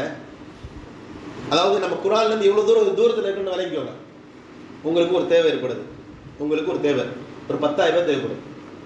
உங்களுடைய மஹல்லாவில் உங்களுடைய நண்பர் வெல்விஷர், அவர்கிட்ட பணம் இருக்கு, ஒரு 10,000 ரூபாய் பணம் கேட்குறீங்க, ஒரு 10,000 ரூபாய் பணம் கேட்குறீங்க. அவர் சொல்றாரு, ஒன்றும் இல்லை பாய், 10,000 ரூபாய் தான் வாங்கிக்கோங்க, இன்ஷால்லா நான் ஒரு டாக்குமெண்ட் ரெடி பண்ணிடுவோம், அந்த டாக்குமெண்ட்ல நீங்களே கையெழுத்து போட்டுருங்க, 2 சாட்சியை கூட்டுவாங்க, 2 சாட்சி மஹல்லால ஒரு 2 சாட்சி கூட்டுவாங்க, சாட்சி போட்டுட்டா இன்ஷால்லா பணத்தை வாங்கிடலான்ட்டு. உன் பணமே நமக்கு தேவையில்லைங்க. செய்தி புரியுதா? ஒரு 10,000 ரூபாய் பணம் கேட்குறோம், பணம் கொடுக்குறவர் ஒரு டாக்குமெண்ட் ரெடி பண்ணிடலாங்க, ஒரு ஸ்டாம்ப், ஒரு வெள்ளை பேப்பர், ரொம்ப வேணாம், ஒரு ஸ்டாம்ப்லாம் வேண்டாம், ஒரு வெள்ளை பேப்பரை எழுதிக்கலாம், 2 சாட்சி கையெழுத்து போடு. இவன் கையெழுத்து போட்டு எனக்கு அந்த பணம் வேணுமா? இல்லை ஏன் மேல நம்பிக்கை இல்லையா? பேப்பரில் கையெழுத்து போட்டு தான் பணம் கொடுப்பியா? இப்படின்னா பேசுறோம்ல. குர்ஆனுக்கு எதிரான வார்த்தை. குர்ஆன்ல அல்லாஹ் சொல்கிறான், கடன் கொடுப்பவர் வாங்கும் போது பத்திரம் எழுதுங்கன்ட்டு. நம்ம பத்திரம் எழுதுறது அசிங்கமா இருக்கு. இவன் எனக்கு சாட்சி சொல்லணுமா? ஒரு 10,000 ரூபாய் காசு எனக்கு நம்பி தர மாட்டியா? இவெல்லாம் ஒரு ஆணு, இவன் சாட்சி எனக்கு பணம் தேவையா என்றெல்லாம் பேசுறோம் இல்லையா? குர்ஆனுக்கு எதிரானது. அல்லாஹ் சொல்றான், இந்த 2 பேருக்கு கடன் கொடுக்குறீங்களா, கொடுப்பவர் வாங்குவார், பத்திரம் எழுதுங்க. அதுலயும் வாசகத்தை யார் சொல்லணும்? வாங்குபவர் வாசகம் எழுதணும். யார் கடன் வாங்குறாரோ அவர் சொல்லணும், இவ்வளவு இத்தனை காலத்துக்கு பிறகு இத்தனை மாசம் தவணை இல்லை, இவ்வளவு காலங்களாக தரேன், ஒரு மாசம் இவ்வளவு தவணை என்று இந்த விவரங்களை எல்லாம் யார் எழுதணும்? யார் எழுதணும்? கடன் வாங்குபவர் எழுதணும். அல்லாஹ் தஆலா சொல்கிறார். அருமையான சகோதர பெருமக்களே, 2 பேர் இதுல சாட்சியா வைங்க. 2 பேர் கடன் வாங்குறவருக்கு இவ்வளவு விவரம் இல்லையா, பரவாயில்ல, இவர் ஒரு ஆளை கொண்டு வைங்க. 10,000 ரூபாய் கடன், நான் ஹஸரத்கிட்ட கேட்டிருக்கேன், ஹஸரத் கொடுக்குறாரு. இப்போ நான் வாசகம் சொல்லணும், எனக்கு வாசகம் சொல்றதுக்கு அறிவு இல்லை. நான் என்ன புறத்தில் இருந்து எனக்கு தெரிந்த வெல்விஷர் ஒருத்தர் அழைச்சி வந்து அவர் வாசகம் சொல்ல அங்கே பிரிண்ட் ஆகணும். இதுக்கு 2 சாட்சி இருக்கணும். அதுலேயும் பாருங்க, 2 சாட்சி எப்படி இருக்கும்னு நல்லா சொல்றான். 2 பேரும் ஆம்பளை பிள்ளை, 2 ஆண்கள் சாட்சியா இருக்கணும். 2 ஆண் கிடைக்கலாட்டி 1 ஆண் 2 பெண் இருக்கணும். 2 ஆண் கிடைக்கலாட்டி 2 ஆண் இதில் கிடைக்கலாட்டி 1 ஆண் 2 பெண் இருக்கணும் சாட்சி. இந்த சாட்சிகள் எல்லாம் எப்போ கூப்பிட்டாலும், கடன் கொடுத்தவரும் கடன் வாங்கினவரும் சாட்சி கூப்பிட்டா அவர் வரமாட்டேன்னு சொல்லக்கூடாது. இவ்வளவு விவரமும் அல்லாஹ் தஆலா கடன் சம்பந்தமாக பேசுவான். ஒரு சாதாரணமான கடன், என் பிள்ளைக்கு ஸ்கூலுக்கு ஃபீஸ் கட்டுறதுக்கு கடன் வாங்குறேன், என் வியாபாரத்துக்கு ஒரு தாழ்வாரம் போடாலும் கடன் வாங்குறேன் இல்லையா, என் வியாபாரத்தை பெருக்கலான்னு கடன் வாங்குறேன், ஏன் தேவைக்கு கடன் வாங்குறேன். இதுல ஏங்க குர்ஆன் தலையிடுது? என்ன தேவை இருக்கு குர்ஆனுக்கு? குர்ஆனுக்கு என்னதான் பிரச்சனை? குர்ஆனுடைய பிரச்சனை தான் என்ன? நான் மேல திரும்ப சொல்வேன், உன்னை எப்படி வணங்கணும்ன்றதை நீ சொல்லு, நான் ஏத்துக்கிறேன். எப்படி தக்பீர் கட்டணும், என்ன ஓதணும், ருக்கூல என்ன ஓதணும், சஜிதால எப்படி பண்ணணும், இதையெல்லாம் நீ சொல்லு, நான் ஏத்துக்கிறேன். ஏன் பிரச்சனை, ஏன் தேவைக்கு நான் கடன் வாங்குறேன், நீ ஏன் தலையிடுற? அல்லாஹ் பார்த்து கேட்கலாமா? குர்ஆனை பார்த்து கேட்கலாமா? சமுதாயம் கேட்கிறது. சமுதாயம் நாமளே கேட்கிறோம். நாம தான் சமுதாயம், நீ யாரையோ சொல்றோம், நாமளே கேட்கிறோம். நான் சொன்னேன் இல்லையா, மகர் சம்பந்தமான பிரச்சனைகள், கணவன் மனைவிக்கு மத்தியில் உண்டான பிரச்சனைகள் குர்ஆன் எப்படி அணுக சொல்லுதோ அப்படி அணுகாம நான் ஒரு விஷயத்துக்கு அணுகிறோம். என்ன அர்த்தங்க? குர்ஆன் சொல்லி நான் கேட்கணுமா? உதாரணத்துக்கு நான் மேல சொன்னேன் இல்லையா, கணவன் மனைவி மத்தியில் ஒரு பிரச்சனை, மனைவி எடுத்து அடிச்சிடாதீங்க, உபதேசம் செய்யுங்க நல்லா சொல்றான். உபதேசம் செஞ்சு திருந்தினா பார்ப்போம், திருந்தலாட்டி படுக்கையை ஒதுக்கி வைங்கன்றான். அப்புறம் அதுக்கப்புறம் தான் அடிக்கணும்ன்றான். எடுத்தெடுப்பே அடுக்கிறோம். என்ன அர்த்தம்? நான் சொல்லி நீ கேட்க மாட்டியா, உனக்கு படி எடுக்கிறது நானு, என் பேச்சு நீ ஏற்றி பேசுறியான்னு அடிக்கிறோமே. குர்ஆனுக்கு ஹிலாஃப் இல்லையாது. யார் அந்த அடிக்கிற உரிமையை கொடுத்தது? எடுத்தெடுப்புலையே அடிக்கணுன்ற உரிமை யாரு கொடுத்தது? மகர் இவ்வளவுதான் கொடுப்பேன், மகர் என்னால் இவ்வளவுதான் கொடுக்க முடியும், நான் கொடுக்கிற மகரை எடுத்துக்கோன்னு சொல்றோமே, யாருக்கு? குர்ஆனுக்கு ஹிலாஃப் இல்லையா? இப்ப கடன் சம்பந்தமா சொன்னேன் இல்லையா, பத்திரம் எழுதினாதான் கடன் கொடுப்பேன் என்றால் இந்த பத்திரம் அந்த கடனே தேவையில்லை என்று சொல்லுமே, யாருக்கு ஹிலாஃப்? குர்ஆனை எதிர்த்து பேசுறோமா இல்லையா? கண்ணியமான சகோதர மக்களே, அது அடுத்து அல்லாஹ் தொடர்ந்து பேசுறான் அடுத்த வசனத்துல. சரி, பத்திரம் எழுத முடியாது, அந்த மாதிரியான வாய்ப்புகள் இல்ல, பிரச்சனை இல்லை, அடமானமா எடுத்துக்கோ. நான் ஹஸரத் பணம் கேட்கிறேன், ஹஸரத் நானும் பத்திரம் எழுதுற மாதிரியான சூழல் இல்லை. ஹஸரத் சொல்லுவாரு, இப்போ பத்திரம் எழுதணும், 2 சாட்சி இருக்கணும், அந்த மாதிரி சூழல் இல்லை, ஒன்றும் இல்லை, இந்த 10,000 ரூபாய்க்கு மதிப்பான ஒரு பொருள் என்கிட்ட கொடு, உன் பொருளை நான் வச்சுக்கிறேன், வட்டிலாம் கிடையாது. பின்னாடி நீ எப்போ அந்த பொருளை கொடுக்குறியோ, என் பணத்தை கொடுக்குறியோ, அப்போ உன்னுடைய பொருளை நீ வாங்கிக்கோ. பரிஹானு மக்பூதா, கடன் கொடுப்போரு கடன் வாங்குபவர்களுக்கு மத்தியில பத்திரம் எழுத முடியாத சூழல் இருந்தால் கடன் வாங்குபவர் கடன் கொடுப்பவருக்கு ஏதாவது அடமானம் கொடுக்கட்டும். குர்ஆன் பேசுகிறது. அடமானம் எல்லாம் ஃபைனான்ஸ் பத்தி அல்லாஹ் குர்ஆன்ல பேசுறான். அங்க வட்டி வரக்கூடாது, அங்க வட்டிக்கு வேலை இல்லை. ஆனா குர்ஆன் பேசுகிறது. இணைமான சகோதர மக்களே, அனாதைகள் எப்படி நடத்தணும் குர்ஆன் பேசுகிறது. அனாதைகள், என்னுடைய தந்தை, என்னுடைய அண்ணன் இறந்துட்டார், சரி புரியுதா, என் அண்ணன் இறந்துட்டாரு, அண்ணன் பசங்க இருக்கிறாங்க, இவங்களுக்கு பேர் யதீம். அனாதைன்னு சொன்னா நம்ம என்ன விளங்கிருக்கோம்? அத்தா அம்மா இல்லாட்டி அனாதைன்னு சொல்றோம் இல்லையா? அத்தாவும் அம்மாவும் இல்லாட்டி அனாதை, 2 பேரும் யாராவது ஒருத்தர் இருந்தா அனாதை இல்லைங்க. அத்தா இல்ல அம்மா இருந்தா அந்த படி அனாதைன்னு சொல்ல. எனக்கு அம்மா இருக்கான்னு சொல்லுவோம், எனக்கு அம்மா இருக்கா, என்னபடி அனாதைன்னு சொல்லலாம். ஆனா ஷரியத்துல அத்தா இல்லாட்டி அனாதை தான். அம்மா இருந்தாலும் அத்தா இல்லைன்னா அந்த குழந்தைக்கு பேர் யதீம், அனாதை.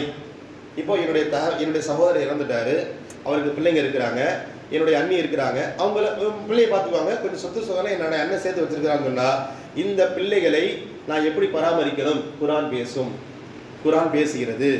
இந்த வருமானத்துல அந்த அண்ணன் விட்டு போனது சொத்தை நான் எப்படியெல்லாம் செலவு செய்யணும், அந்த பிள்ளைகளுக்கு எப்படி செலவு செய்யணும், அந்த பொருளாதாரத்தை எப்படி செலவு செய்யணும், அந்த பிள்ளைகளுக்கு நான் எப்போ அந்த பணத்தை திரும்ப ஒப்படைக்கணும். அவங்க சின்ன பிள்ளைங்க, இப்போ 2வது 3வது படிக்கிறாங்க. எந்த வயசுல அந்த பிள்ளைகளுக்கு அப்பா அவங்க அத்தா இவ்வளவு விட்டு போனாரு, இந்தாப்பா எடுத்துக்கோப்பான்னு சொல்லி இந்த பொருள் எல்லாம் நான் எப்போ ஒப்படைக்கணும்? இவ்வளவு விவரமும் குர்ஆன் பேசுகிறது. கண்ணியமான சகோதர மக்களே, அதனாலதான் சொன்னேன், குர்ஆன் என்பது வாழ்வியல் வழிகாட்டி. நான் என்னுடைய மகதிலிருந்து என்னுடைய தாயின் மடியில ஆரம்பிச்சு என்னை கபருக்குள்ள வைக்கிற வரைக்கும் என்னான எல்லா கட்டங்களிலும் குர்ஆன் தலையிடும், என்னை வழிநடத்தும். குர்ஆன் ஃபுர்கான், என்னுடைய எல்லா கட்டங்களிலும் குர்ஆன் வந்து தலையிடும், முன்னாடி வந்து நிற்கும்.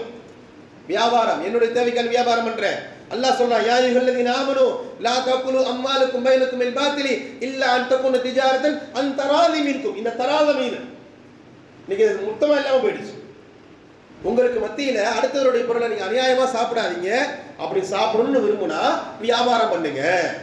வியாபாரம் என்ன சொல்ல வரான் தெரியுமா? இல்ல அன் தராதி மீனுக்கும், வாங்குறவனும் திருப்தி படணும், கொடுக்கிறவனும் திருப்தி படணும். அங்க திருப்தி இருந்தா மட்டும்தான் அது வியாபாரம், இஸ்லாமிய வியாபாரம். புரியுதா சொல்றது? வெங்காயமாக இருந்தாலும் பெருசு பெருசா பேசாதீங்க.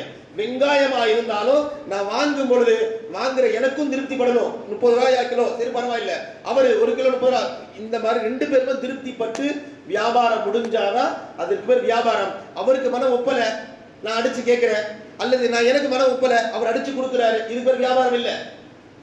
வியாபாரம் சம்பந்தமாக குர்ஆன் பேசுகிறது. ஒரு சூறாவிற்கு பேர் முத்தஃபிஃபீன், அமஜுஸ்ல இருக்கு. அனைமா இன்ஷா அல்லாஹ் நாளைக்கு ஓதுவாங்க. நீங்க முத்தஃபிஃபீன், அளவை நிறுவையில் மோசடி செய்பவர்கள். அளவை நிறுவை முத்தஃபிஃபீன் சொன்னா 1 கிலோ எடை போடுவோம், 800 கிராம் தான் இருக்கும் இல்லையா? 1 டன் எடை போடுவோம், 800 கிலோ தான் இருக்கும், 950 கிலோ தான் இருக்கும். நிறுவையில் அளவைன்னா அது நிறுவைனா அது அளவைன்னு சொன்னா 1 லிட்டர் போடுவோம், 900 மில்லி இருக்கும். அளவை நமக்கு நிறுவை தெரியும் இல்லையா? வயலுல் முத்தஃபிஃபீன், அளவை நிறுவையில் மோசடி செய்பவர்கள் நாசம் உண்டாகட்டும். அல்லாஹ் சொல்கின்றான், நாசம் உண்டா. அல்லாஹ்வுடைய நாசம், அல்லாஹ்வுடைய வார்த்தை, அல்லாஹ்வுடைய சாபத்தை வைத்துக் கொண்டு சத்தியமா ஜெயிக்க முடியாது. இன்னைக்கு அளவை நிறுவையில மோசடி செய்யறதா விவரமானவன் இல்லையா? ஆகாத பொருளை வித்துட்டா விவரமான வியாபாரி இல்லையா? நான் வியாபாரத்துல மோசடியில இடையில நான் அடிப்பேன், நான் அடிக்கிறது அவன் ஆப்போசிட் அவன் கண்டுபிடிக்க முடியாது, கஸ்டமர் கண்டுபிடிக்க முடியாது. நான் தான் இந்த பஜார்லயே திறந்தவன் இல்லையா? ஒண்ணுக்கு ஆகாத பொருளை வியாபாரம் பண்ணுவேன், நான் தான் விவரமானவன். அருமையான சொல்றீங்க. அல்லதீன அல்லாஹ் சொல்றான் பாருங்க, அல்லதீன இதத்தாலு அலன்னாசி யஸ்தஃபுன், வாங்கும்போது இன்னும் சேர்த்து கொடுப்பா, இன்னும் சேர்த்து கொடுப்பான்னு சொல்லுவான். ஒரு தக்காளி வாங்கும்போது 1 கிலோ இருக்கும், 1 கிலோ ஏதோ வாங்க மாட்டோமே, தராசுல 1 கிலோ வந்துட்டு விடுறோமா? 1 100, 1 50, கொஞ்சம் சேர்த்து கொடுப்பா. இதா காலூஹும் அவ்வஸலூஹும் யக்ஸுரூன், இவன் போட்டு கொடுக்கும்போது குறைச்சு கொடுப்பான். வயலுல் முத்தஃபிஃபீன் அல்லாஹ் வேற சொல்றான் பாருங்களே, அளவை நிறுவையில் மோசடி செய்பவர்கள் நாசமாகட்டும். அவன் யாரு? வாங்கும் போது இன்னும் சேர்த்து போடு, இன்னும் சேர்த்து போடுன்னு கேட்பான், எடை போடும் பொழுது குறைச்சு கொடுப்பான். இவன் நாசமாகட்டும் என்பதாக அல்லாஹ் தஆலா சொல்கிறான். நான் எடையில மோசடி பண்ண அல்லாஹ்வுக்கு என்ன? நான் விவரமா இருக்கிறேன் இல்லையா? நான் விவரமா இருக்கிறேன். கஸ்டமரை எனக்கு தெரிஞ்ச முறையில் நான் விவரமா ஏமாத்துறேன். இதிலே அல்லாஹ் தஆலா தலையிடுகிறான். அதெல்லாம் பேச முடியாது, தலையிடும். வலா தல்பிஸுல் ஹக்க பில் பாத்தில், கலப்படம் செய்யாதீர்கள் என்பதாக அல்லாஹ் தஆலா சொல்கிறான். கலப்படம் தான் இன்னைக்கு, கலப்படம் இல்லாமல் வியாபாரமே இல்லை. கலப்படம் இல்லாமல், கலப்படம்னு ஒரு தலைப்படுத்தி பேசணும்னு சொன்னால் அல்லாஹு அக்பர் ஒரு நாள் பூரா பேசலாம். முஸ்லீம் வியாபாரிகளும் கூட கலப்படம் பண்ணிட்டு இருக்காங்க. வாங்குறவனுக்கு தெரியுது இது கலப்படம்ட்டு, வாங்குறவனுக்கு தெரியுது, விற்கிறவனுக்கு தெரியுது, வேற வழி இல்லை, வேற எங்கேயும் பியூரா கிடைக்காது, கலப்படம். அருமையான சகோதர பெருமக்கள், இப்படி நிறைய செய்திகள் இருக்கு. நான் என்னோட இறுதிக்கு வருவேன். தனி மனித ஒழுக்கங்கள் குர்ஆன் பேசுகிறது. சூரத்துல் ஹுஜராத்னு ஒரு சூரா, அறைகள் அந்த சூறாவுடைய பேர். யாராவது உங்கள்கிட்ட வந்து இஸ்லாத்தில் ஒழுக்கம் சார்ந்து என்ன சொல்லப்பட்டிருக்கிறதுன்னு கேட்டால் பயான்லாம் செய்யாதீங்க, குர்ஆனுடைய தர்ஜுமாவை எடுத்து, ஹுஜராத்னு ஒரு சூறா இருக்குது, அந்த சூறாவை எடுத்து தமிழில் படித்து பாருப்பா, அது ஒன்று போதும். அவ்வளவு செய்திகள் இருக்கிறது. ஹுஜராத்ன்ற சூறாவில் அல்லாஹு தஆலா சொல்கின்ற செய்தி அல்லாஹ் அக்பர், அலாதியானது இல்லையா? கேலி பரிகாசம் செய்யாதீர்கள். நீங்கள் யாரை கேலி பரிகாசம் செய்கிறீங்களோ உங்களோட அவன் மோசமாக, அவன் சிறந்தவனாக இருக்கலாம், உருவத்தில், அழகில், காசு பணங்களில். யாரையும் கேலி செய்யாதீர்கள். உன்னோட அவன் சிறந்தவனாக இருக்கலாம். பட்ட பேர் சொல்லாதீங்க. நான் வேகமாக இருக்கலாம், சரி வேகமாக போகிறேன், பட்ட பேர் சொல்லாதீங்க. யாரை பற்றியும் கெட்ட எண்ணம் கூட இருக்கக்கூடாது. கலீல் அஹ்மத் ஹஸரத் ரொம்ப அழகாக இந்த விவரம் சொல்லுவாங்க. யாரை பற்றியும் இன்ன பாதல் லன்னி இஸ்முன் யா அய்யுஹல்லதீன ஆமனூ இஜ்தனிபு கஸீரன் மினல் ظன்னி இன்ன பாதல் லன்னி இஸ்முன். அதாவது ஒருத்தரை பற்றி புறம் பேசலை, ஒருத்தரை பற்றி புறம் பேசலை, ஆனால் அவரை பற்றி தவறான எண்ணம் இருக்குது இல்லையா, இது கூட பாவம்னு சொல்கிறான் அல்லாஹ் குர்ஆன்ல. இது கூட பாவம்.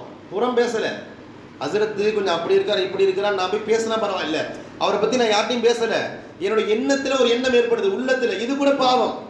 ஹஸரத் ரொம்ப அழகாக சொல்லுவாங்க. ஒரு 4 பேர் உட்காந்து பேசிட்டு இருக்காங்க. 4 பேர் பள்ளிவாசல் சகலில் உட்காந்து என்ன பேசுவாங்க? 4 பேர் உட்காந்து பேசுனா சத்தியமாக 5வது ஒருத்தரை பற்றி பேசுவாங்க. 4 பேர் ஒரு இடத்துல பேசுகிறாங்கன்னா ஆம்பளையே பொம்பளையே பேசுனா என்ன பண்ணுவாங்க? அங்கே இல்லாத ஒருத்தரை பற்றி அவன் அப்படி இப்படி இப்படின்னு பேசுவாங்க. சரியா? இப்போ ஒரு 4 பேரில் ஒருத்தர் கிளம்பி போகிறார், இந்த வேலை இருக்குது, பிள்ளைங்களை ஸ்கூலுக்கு கூட போகணும் அப்படின்னு போகிறார். போகும்போது இந்த 3 பேர் இவன் யோக்கியனா அவனை பற்றி பேசுகிறான் இல்லையா? இந்த போனவனை பற்றி இந்த 3 பேர் பேசுவாங்க. ஏற்கனவே 4 பேர் சேர்ந்து 5வது ஒருத்தனை பற்றி பேசிக்கிட்டு இருந்தாங்க. 4ல் ஒருத்தன் போன பேர் இந்த 3 பேர் பேசுவாங்க. அவன் பற்றி பேசுகிறான், இவன் யோக்கியமா, இவன் என்ன பண்ண தெரியுமா அப்படி இவன் தலைப்பு ஆயிடுவார். தலைப்பு மாறிடும். 5வது நபரில் இருந்த தலைப்பு என்னவாயிடுச்சு? 4வது நபர் ஆயிடுச்சு. பேசிக்கிட்டே இருக்கும்போது இன்னொருத்தர் இறந்து போறார், இன்னொருத்தர் எந்திரிச்சு போறார், அவருக்கு தேவை இருக்குண்டு. இப்போ தலைப்பு இவரை பற்றி போயிடும். அவன் பரவாயில்ல, அவனை பற்றி இவன் பேசுறான் பாரு, இவன் யோக்கியனா. புரியுதா? இதெல்லாம் புறம். இப்போ இந்த இவரும் போயிட்டாரு. சரிதான்? 4 பேர் பேசிட்டு இருந்தாங்க, ஒருத்தர் போயிட்டாரு, இவரை பற்றி இந்த 3 பேர் பேசுறாங்க. இவரும் போயிட்டாரு, இவரை பற்றி இந்த 2 பேர் பேசுறாங்க. இவன் பரவாயில்ல, இவனை விட இவன் ரொம்ப மோசம், இவரை பற்றி பேசுறாங்க. இவரும் போயிட்டாரு. இப்போ இவர் இருக்கார்ல, பேச ஆள் இல்லை. இவர் மனசில் நினைப்பார், முன்னாடி போன 2 பேர் கூட பரவாயில்ல, இவன் அதை விட ஒழுச, இவன் அதை விட பெரிய ஐயோ, இவன் அவனை பற்றி பேசுகிறான்னு நினைக்கிறாரு. பார்த்தீங்களா? இதுவும் பாவம்னு சொல்கிறான். முன்னாடியாவது பேசுனாங்க, ஒருத்தர் கேட்டார், இங்கே பேசலாம் இல்லை, அடுத்தவனை பற்றி தவறாக எண்ணுவது கூட பாவம் குர்ஆன் சொல்கிறது. பரதா சம்பந்தமாக குர்ஆன் பேசுகிறது. இன்னைக்கு பரதா என்ன மிகப்பெரிய ஒரு சர்ச்சையாக இருக்கிறது. இன்னைக்கு அரசியல் மிகப்பெரிய அரசியலாக இருக்கு பரதா. நான் அவ்வளோ தூரம் போக வேணா, சிம்பிளாக சொல்றேன். ஒரு குடும்பத்தில் அந்த பெண்மணி யார் யாரை பார்க்கலாம், யார் யாரை பரதாவோட பார்க்கலாம், பார்க்கக்கூடாது, இந்த விவரமெல்லாம் குர்ஆன்ல இருக்கு. அஹ்ஸாப் என்ற சூறாவை பாருங்க, பெண்களுடைய பரதா சம்பந்தமா அவ்வளோ டீடைல்ஸ் இருக்கு. சூரத்துன் நூர்னு ஒரு சூறா. ரசூலுல்லாஹ் சொல்றாங்க, அல்லிமுன் நாஸ சூரத்துன் நூர், உங்களுடைய பெண்களுக்கு சூரா நூரை கற்றுக் கொடுங்க என்று ரசூலுல்லாஹ் சொன்னாங்க. ஏன்னா அவ்வளவு செய்திகள், பெண்கள் சம்பந்தமான, ஒழுக்கவியல் சம்பந்தமான அவ்வளவு செய்திகள் சூரத்துன் நூர்ல இருக்கு. என்னுடைய மனைவி யார் முன்னாடி நிக்கலாம், யாருடைய முகத்தை தொடர்ந்து நிக்கலாம், யார் முன்னாடி நிக்க கூடாது, இவ்வளவு விவரங்கள் எல்லாம் குர்ஆன் நூறுல சொல்றான். இதுவா குர்ஆன்ல சொல்லப்பட்ட செய்திகள். ஒருத்தர் வீட்டுக்கு போறதா இருந்தா கூட எப்படி கதவை தட்டணும், எப்படி ஒழுக்கமாக பேசணும், அதுவெல்லாம் குர்ஆன் பேசுதுங்க. யா அய்யுஹல்லதீன ஆமனூ லா தத்குலு பியூத்தன கைர பியூத்திக்கும் ஹத்தா தஸ்தஅனிசு வ துஸல்லிமு அலா அஹ்லிஹா. நீங்க உங்க தெரியாத ஒரு வீட்டுக்கு போனீங்கன்னு சொன்னா மரியாதையை அனுமதிக்கலுங்க, உள்ள போயிடக்கூடாது. ஹத்தா தஸ்தஅனிசு, அவங்களிடத்துல அனுமதிக்கலுங்க. வ துஸல்லிமு, அவங்களிடத்துல சலாம் சொல்லுங்க. தஸ்தஅனிசுக்கு விளக்கம் சொல்லுவாங்க, வீட்டு வாசலுக்கு நேரா நிற்க கூடாது, ஓரமா நிக்கணும். வீட்டு வாசல், இது வாசல், கண்ணாடி கதவு இல்லை கதவு இருக்கு, வீட்டு வாசலுக்கு நேரம் நிற்க கூடாது. தனியா நின்று இன்னைக்கு காலிங் பெல் அடிக்கிறோம் அல்லது சலாம் சொல்றோம், எதுவாக இருந்தாலும் சரி ஓரமா நின்று தான் அனுமதி கேட்கிறோம். உள்ள வான்னு கூப்பிட்டா உள்ள போ, உள்ள வான்னு கூப்பிட்டா உள்ள போ, பதில் இல்லாட்டி மரியாதை வெளியே போயிடும். குர்ஆன் பேசுகின்ற வார்த்தை. நான் ஒரு வீட்டுக்குள்ள போறேன், அந்த ஒழுக்கத்தை எல்லாமா குர்ஆன் பேசணும்னு கேட்கக்கூடாது, பேசும். குர்ஆன் பேசுகிறது. அருமையான சகோதர பெருமக்களே, அல்லாஹ் அந்த வசனத்தில் நிறைய செய்திகளை சொல்கிறான். உங்களுக்கு விளங்குறதுக்காண்டி இந்த செய்திகளை நான் சொல்றது கூட ஒரு சின்ன சின்ன பாயிண்ட்ஸ் தான். நீங்கள் உள்ளே போய் பார்த்தீங்கன்னா உங்களால் நான் ஏற்கனவே சொன்ன மாதிரி நம்மளால் கற்பனை பண்ண, நம்ம குர்ஆனை பற்றி தப்பாக விளங்கி இருக்கிறோம். இதுவெல்லாமல் குர்ஆன் பேசுதுண்டு. நம்ம யோசிக்காத விஷயங்களை பூரா அல்லாஹ் தஆலா குர்ஆனில் பேசுகிறார். அதனால தான் அல்லாஹ் தஆலா என்னுடைய வாழ்வியல் வழிகாட்டியாக குர்ஆனை வைத்திருக்கிறார். அருமையான சகோதர பெருமக்களே, எட்டி பார்க்காதீங்கன்னு சொல்கிறான். எட்டி பார்க்கக்கூடாது. தஃப்சீர்கள் எழுதுகிறார்கள், பொதுவாக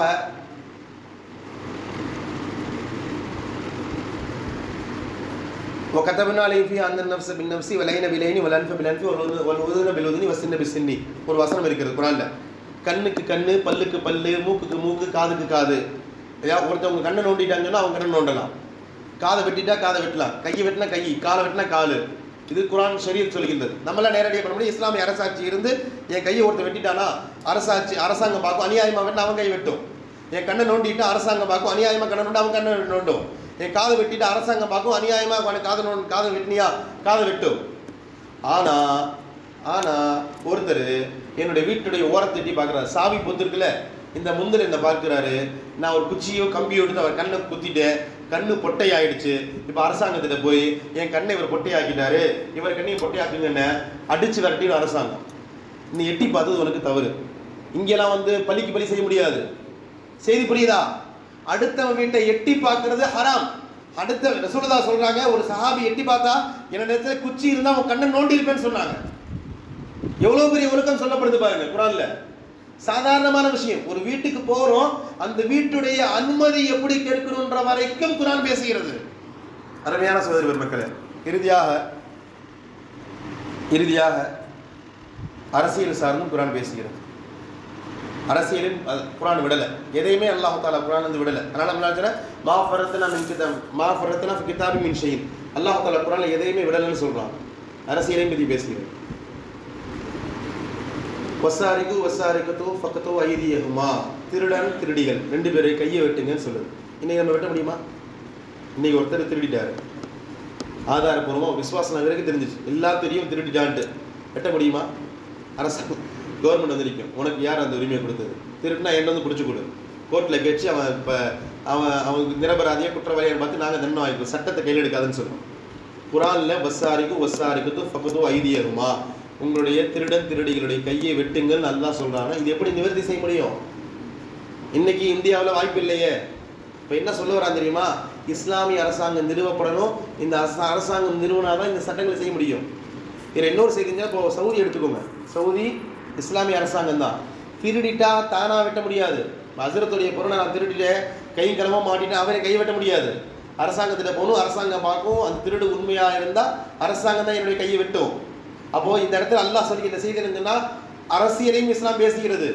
இஸ்லாமிய அரசு நிறுவப்படணும், அந்த இஸ்லாமிய அரசு எப்படி செயல்படுத்தணும் அல்லாஹ் தஆலா சொல்கிறார். அஸ்ஸானியத்து வஸ்ஸானி, நான் எதையுமே ஹதீஸ் இல்லை, நான் ஆரம்பத்திலிருந்து இப்போ வரைக்கும் ஹதீஸை நான் தொடவே இல்லை. அஸ்ஸானியத்து வஸ்ஸானி ஃபஜ்லிது குல்ல வாஹிதின் மின்ஹுமா மியத்தன் ஜல்தத்தன், இல்லையா? விபச்சாரம் செய்த ஆணையும் விபச்சாரம் செய்த பெண்ணையும் 100 கசையடி கொடுங்கள் அல்லாஹ் தஆலா சொல்கிறான். இஸ்லாமிய அரசாங்கம் நிறுவப்படணும், இஸ்லாமிய அரசு இந்த மாதிரி பாவம் செய்வர்களை கசையடி கொடுக்கணும். வல்லதீன யர்மூனல் முஹ்ஸனாத் ثم لم يأتوا بأربعة شهداء فجلدوهم 80 جلدة. சூரா நூர்ல இந்த செய்திகள் இருக்கிறது. நூர் என்ற சூறால யாராவது ஒருவன் ஒரு நல்ல பெண்ணை அவதூறு பேசினா அவன் நடத்தி கெட்டவள் என்று சொல்லிவிட்டால், குர்ஆன்ல பெண்களுக்கு இஸ்லாம் வழங்குகின்ற முன்னுரிமை யாருமே கொடுக்கல. ஒரு பெண்ணை யாராவது அவன் நடத்தி கெட்டவள் என்று அவதூறு பண்ணிட்டா, சரியான சாட்சிகளை கொண்டு வரவில்லை என்றால் இஸ்லாமிய அரசாங்கம் அவர்களுக்கு 80 கசையடி கொடுக்க வேண்டும். ஃபஜ்லிதுஹும் 80 ஜல்தா, 80 கசையடி கொடுக்கணும். வலா தக்பலு ஷஹாதத்தன் அபதா, அதற்கு பிறகு அவன் சாட்சி சொல்றதுக்கு தகுதி அல்ல, எந்த இடத்திலும் அவன் சாட்சியை கேட்க கூடாது. குர்ஆன் பேசுகிறது. இதுவெல்லாம் இஸ்லாமிய அரசாங்கம் நிறுவப்பட்டு இஸ்லாமிய அரசு எப்படி செயல்படுத்தணும் என்று அல்லாஹ் தஆலா பேசுகிறார். எங்க ஆரம்பிக்குது தெரியுமா? எனக்கு பிள்ளை பிறந்துருச்சு, என் பிள்ளைக்கு பால் எப்படி கொடுக்கணும், யார் கொடுக்கணும், எவ்வளவு நேரம் கொடுக்கணும், எவ்வளவு காலம் கொடுக்கணும் பேசுற ரப்பு, இஸ்லாமிய ஆட்சி நிறுவப்பட்டுட்டா குற்றவியல் சட்டங்கள் எப்படி இருக்கணும் என்பது வரைக்கும் அல்லாஹ் தஆலா குர்ஆன்ல பேசுகிறான். கண்ணியமான சகோதர பெருமக்களே, அந்த அடிப்படையில் குர்ஆன் நமக்கு மிகப்பெரிய வாழ்வியல் வழிகாட்டி. நான் மேல சொன்ன மாதிரி இப்படியெல்லாம் குர்ஆனுக்கு நம்ம அனுமதி கொடுத்தா நாமெல்லாம் அப்துல் ரஹ்மான். வார்த்தைகள் கடினமாக இருந்தாலும் இதான் உண்மை. வியாபாரம் பண்ணுறேன், எப்படிலாம் வியாபாரம் பண்ணணும் பண்ணக்கூடாதுன்னு குர்ஆனுக்கு அனுமதி கொடுத்து குர்ஆன் மூக்க நுழைக்கும் போது நீ யார் நான் உள்ள நுழையன்னு கேட்காம அனுமதி கொடுத்துட்டா நாம் எல்லாம் பச்சை முஸ்லிம்கள். அப்படி இல்லை, பள்ளிவாசலோடு குர்ஆன் முடிச்சுக்குவோம், வெளியில் நான் எப்படி வேணால் இருந்துக்குவேன், அதிலெல்லாம் குர்ஆன் தலையிடக்கூடாது என்று சொன்னால் அல்லாஹ் பாதுகாக்கணும். மீண்டும் ஒரு முறை கலிமா சொல்லிக் கொள்ள வேண்டியதான். எவ்வளோ பேர் வார்த்தை இல்லை. மீண்டும் ஒரு முறை அஷ்ஹது அல்லா இலாஹ இல்லல்லாஹ் வ அஷ்ஹது அன்ன முஹம்மது ரசூலுல்லாஹ் என்ற கலிமாவை சொல்லி ஈமானை புதுப்பித்துக் கொள்ள வேண்டியதான். அருமையான சகோதர மக்களே, குர்ஆனை நம்முடைய வாழ்வியல் வழிகாட்டியாக எடுத்துக்கொள்ள வேண்டும் என்றால் குர்ஆனை படிக்க வேண்டும். குர்ஆனை படித்த அறிஞர்களிடத்தில் குர்ஆனை படித்து கொடுக்க சொல்லி குர்ஆனை படிக்க வேண்டும். அல்லாஹ் தஆலா நம்முடைய வாழ்க்கையை செம்மைப்படுத்துவதற்கு ஒரு காரணியாக அல்லாஹ் தஆலா குர்ஆனை ஆக்கி நம்முடைய வணக்கங்களுக்கு எப்படி குர்ஆன் வழிகாட்டுகிறதோ அதுபோன்று நம்முடைய வாழ்க்கைக்கும் வழிகாட்டுவதற்கான ஒரு நல்ல வாய்ப்பையும் அந்த நல்ல மனதையும் அல்லாஹ் தஆலா அனைவருக்கும் தந்த நல்ல புரிவானாக. வாஹிர தஅவானா அல்ஹம்துலில்லாஹி ரப்பில் ஆலமீன். அஸ்ஸலாமு அலைக்கும் வரஹ்மத்துல்லாஹி.